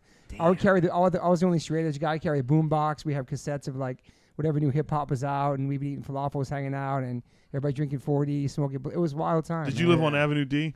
No, I did not. Avenue that Death? means dead. Yeah. Avenue Dead? It was. What was it? Aware, beware, caution, death. C's crazy, D you're dead. Yeah, Oh, yeah. Like all that song, "Guilty" is a real, true, to this day, even in my 50s, song. Do you know what I'm saying? Lyrically, Yeah, guilty by Yeah. association. in my whole entire life, I have been guilty by association from just being in New York at that time and having those friends. Oh, I bet. When I was the most different person of all, that was the only straight edge one, only vegan one, only positive one. But they were my friends, and I moved to New York, and they took me under their wings, and they fucking gave me real tough love. Always had my back, you know what I mean? Like I wasn't like a fighter or like a tough guy. I moved there from DC area, and now I was into like, you know, the Summer of Love and Fugazi and all this stuff. Yeah. And I moved there, and just New York was a wild time back then, Lower East Side. It's crazy going Lower East Side now with my son, bringing Chappelle there and just walk around and like all the lines at like the cool hipster pizza spots and just like everything's safe and just I'm so happy I got to live there during that time when it was scary, man. I loved the smell of CBs and going to the shows and not sure what was going to happen and the intensity of the music and just, I don't know.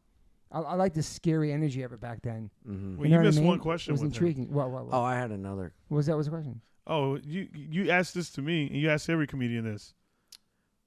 Their favorite comedians. Oh, yeah. Oh. Well, before that, can I also ask? Sure. Who's the guy that goes, he's covered in tat fucking twos? Anthony Killing Time. Anthony Killing Time. Okay. Yeah. When we first met, you said that to me. I was dying. That's laughing. him and Vinny Stigma on there. Yeah. I have some great photos from that first album session. Everybody came, pulled up, drinking 40s. The news of the day is like, the topic is moshing. That's Anthony too, Killing Time. Yeah, I love that. Oh, wait, he's covered in tap fucking tools. Yeah. No, that's I thought Stigma. it was good. I thought There's so many things in Toby's head that makes Toby a fucking nut. That's Jimmy Gestapo. That's Gestapo. Yeah. He's covered in tap fucking tools. That's Stigma. That's Stigma. Oh, okay. And then Anthony that's Killing Stigma. Yeah. Oh, man. Yeah. That was such a crazy... Dude, I remember Brett Gurewitz producing FTTW at Brooklyn, Dumbo, at Coyote Studios, where Rancid did Outcome of the Wolves. And Freddie Madball pulling up with a whole crew of dudes with 40 ounces, and Brett Gurewitz is producing the song Guilty. And then I give Freddie the thing, and then he's just like drinking. It was just a crazy moment, dude. Just killed that shit. Still the same fellas. And Brett Gurewitz, this is the first time Brett met all these dudes. And he heard stories, you know what I mean? Fast forward, me and Tim get Madball signed to Epitaph for Hold It Down. But Freddie's in jail, and the album comes out. Whoa. Yeah. That was a crazy time, visiting him at Rikers and stuff. That was crazy, man. No shit. I didn't know that. Yeah, man. Yeah, Wow. little summer vacation, yeah. So, yeah, they got some bombs right there. Gosh, that's amazing. Man. I love it. Yeah, it's I crazy. love it. Yeah. I love it. But I know from people on the outside looking in, it looked more crazy than it was. Obviously, it was crazy. There was violence, but everybody looked out for each other. You know, Yeah. It's But like that's what was the appeal, too, of like, man, what's going to happen? This is insane. I want to be a part of it, you know. Yeah. Favorite comedian for you? Oh, man. Top 5? I know you mentioned Bobcat and Jim Carrey, No, top too. 5. Yeah, top 5. Top 5? You said something like if Bobcat and Carrey And then I want your were in a top 5 ska band, that would be comedians. you or No, something. yeah. If Sam Kinison and my bad. Ace Ventura were Yes. a person. That'd be a sick crew. Yeah, no, I think you know, I love Bill Hicks, Chris Rock, Patton Oswalt. I would say, you know, man, Carlin Pryor. Yeah. And again, Attell is in there. Louis. Yeah. What, George Carlin? He said that. Yeah. Oh, okay, Yeah. Attell, Louis, Rock over Chappelle for me. That's Yeah. Wow. Yeah. Hell It's like yeah. Biggie over Nas. Oh, that's different here. That's dope. That's sick. Yeah. While I remember his name, I'm going to put him in my top because it's Chappelle. Patrice O'Neal. What is his name? Oh yeah. Yeah, he's nice. sick. Obviously Dave Chappelle. Obviously Chris Rock. I just saw them both recently. It was fucking incredible. Oh yeah. It was the most non-PC, non-woke. Yeah. So fucking fire. So those three. Oh fuck, Eddie Murphy, you crazy? Eddie Murphy. Oh my God. And rest in peace. Bernie Mac. Richard Pryor. Richard dude. Pryor. Oh yeah. Yeah. I just saw So, Beverly Hills Cop again on the flight down here. It's great. Great. Classic. Yeah. So mine I are have another question for him too. Oh, Go ahead, number go. 1, Eddie Murphy. Yeah. Eddie Murphy's my number 1. Patrice O'Neal. Mm. I love Daniel Tosh. Whoa. Love Daniel Tosh. Bernie Mac. Ooh. And peace. damn, one more. Who would I go with? Damn. This one would be a tie between CK and Burr. Damn. Yeah, they're both dope. Yeah. Burr's so sick. I saw him in Vegas this summer. Incredible, dude. Those are probably it'd be a tie between those two. Damn, that's a good list. Yeah. Yeah. Do you worry about what you say on stage? No. About getting canceled or No. anything? Okay. No. I can see that. You're not worried about that as a comedian. We talk about it all the time. I think it's like pretty obvious in my act. Everything I'm saying is a joke and like out of love and laughter, and I would never want to intentionally hurt someone. Yeah. But I do like making like silly little jokes. I just like being like ornery, and I think for guys like you and I, like, I think we just look so approachable. Yeah. And I think a lot of times people just know as soon as we get on stage, because I mean, you do this too. Like we walk on with big smiles. Yeah. So yes. so like we No, walk like on. frowns. Yeah, we don't walk on like with like a look of like yeah. of arrogance, or we're just like or like, hey, look at me, like, or like we in this giant way. We just walk on with a good smile and just good energy, a smile. good energy, a smile, and I think people you can kind of. That sets a tone, I think. And my vibe and like my dark edge and my darkness is all inward on me. We'll talk about dark things on me, but I'm not going to go up there and be like, here's an edgy joke about school shootings. Yeah. Those topics are for other people. Like, I never fucking talked about Trump. I never talked about That's dope. whatever. Yeah. It's always like, I mean, again, back to my selfishness and narcissism. The only thing I know how to talk about is me. It's your thing, yeah. But I've cornered the market on myself, and no one can take that from me. Totally. No, I've made it so that nobody can do my jokes because they're not funny if you read them on paper. Dude, have you ever? That's so good. I don't know if you ever done this, but there's times where I've tried to explain a joke to someone that I'm like, oh man, I was thinking about this, and they go, that don't make sense, and then I go do it on stage, and it like gets the biggest thing, and they're like, oh. Yeah. That's what you're trying to do. And I was cool. like, yeah. Yeah. Or someone goes, that's not funny. I mean, if you say it, it's funny, but that's not funny. Yeah. Someone gave me the best compliment the other night. They go, man, after a show, they're like, me and my friends are trying to figure out what side you're on. I go, what do you mean? They go, are you like for the left or for the right? And I was like, that's the fucking best. That's the best. That's what So I want. good. That's the what I best. want. I love that don't want too. you to fucking know. You don't know where you I'm stand. hitting them both. Fuck them. I like that's great. That's Yeah. great. And as a fan of comedy and as a person who appreciates comedy, I think for the world is so fucked up as it is right now and scary and depressing and negative and all this shit. It's a way to go and escape and laugh about shit that people may be afraid to laugh about or talk about on the internet. Yeah. You know what I'm saying? It should be a place where everything is allowed to be said. Yeah. Obviously, you don't hurt any people's feelings, but like the Chris Rock and other shit was off the chain about everything from Will Smith to cancel culture to people crying on the internet about, But they've kind of been that, man. like, that's been pretty much been their foundation. Like, Yeah. you think about those No, early, I know. But like, you think about those earlier specials, like, it's like, that's kind of, they were talking about things that They are that everyone has masters seen. at social commentary. Oh, masters They are- at it. I mean, masters just at it. there is no one better at being able to just see something so simply and going, fuck, oh my God, that's right. And God, I want to get there one day. Yeah. But in order to get there, I got to it's funny first, master me, and then I'll master you in that. Yep. And I'm still at funny first. I'm still like putting funny over everything and then get to me and the me to me. And then, man, that makes it so much more to look forward to of like, God, I can't wait till I can get to that point where I can see things in a way that others, Because you're saying some serious shit that isn't just funny. Yeah. Like some of the most recent Chappelle's, he's just schooling people on everything happening in the world. You know what I mean? Yeah. Like even some of the stuff that night, even with some stuff they're saying, it's so true that it's not funny because it's kind of sad what they're talking about. Yeah. You know what I mean? Yeah, like, that's some real shit. But I mean, the thing you said about comedy and like as a fan of comedy, I'll throw Yeah. it back to you. Like that's why music is so important because it gives us a place to go and have these. When I hear certain songs that you guys play, it just knocks me back into where I was when I first heard it and these wonderful memories. And that's like so important and like getting the energy out that way. Entertainment in general is so important. So essential. In whatever way you consume it. I agree. And it's best consumed live. Yeah. It's not meant to be distilled into a phone. It's not meant to be in 10-second clips. It's meant to be experienced it's a connection, live. man. In A connection. Yes. It really is, man. It's so important, Yeah. man. Yeah. Well, fuck, man. I know you're getting tattooed now. Crazy, Yeah. man. This guy's doing everything in This like is beautiful. 3 days. Yeah, I'm so glad. Thank you for having me back, Of man. course, I'm dude. so glad I texted you. You feel better I had a now with your regret. regrets and all your shit? You feel good? Yes. Feel better? You Absolutely. can sleep at night knowing. Yeah. He just won't be on the plane last like night, fucking- bro. I know.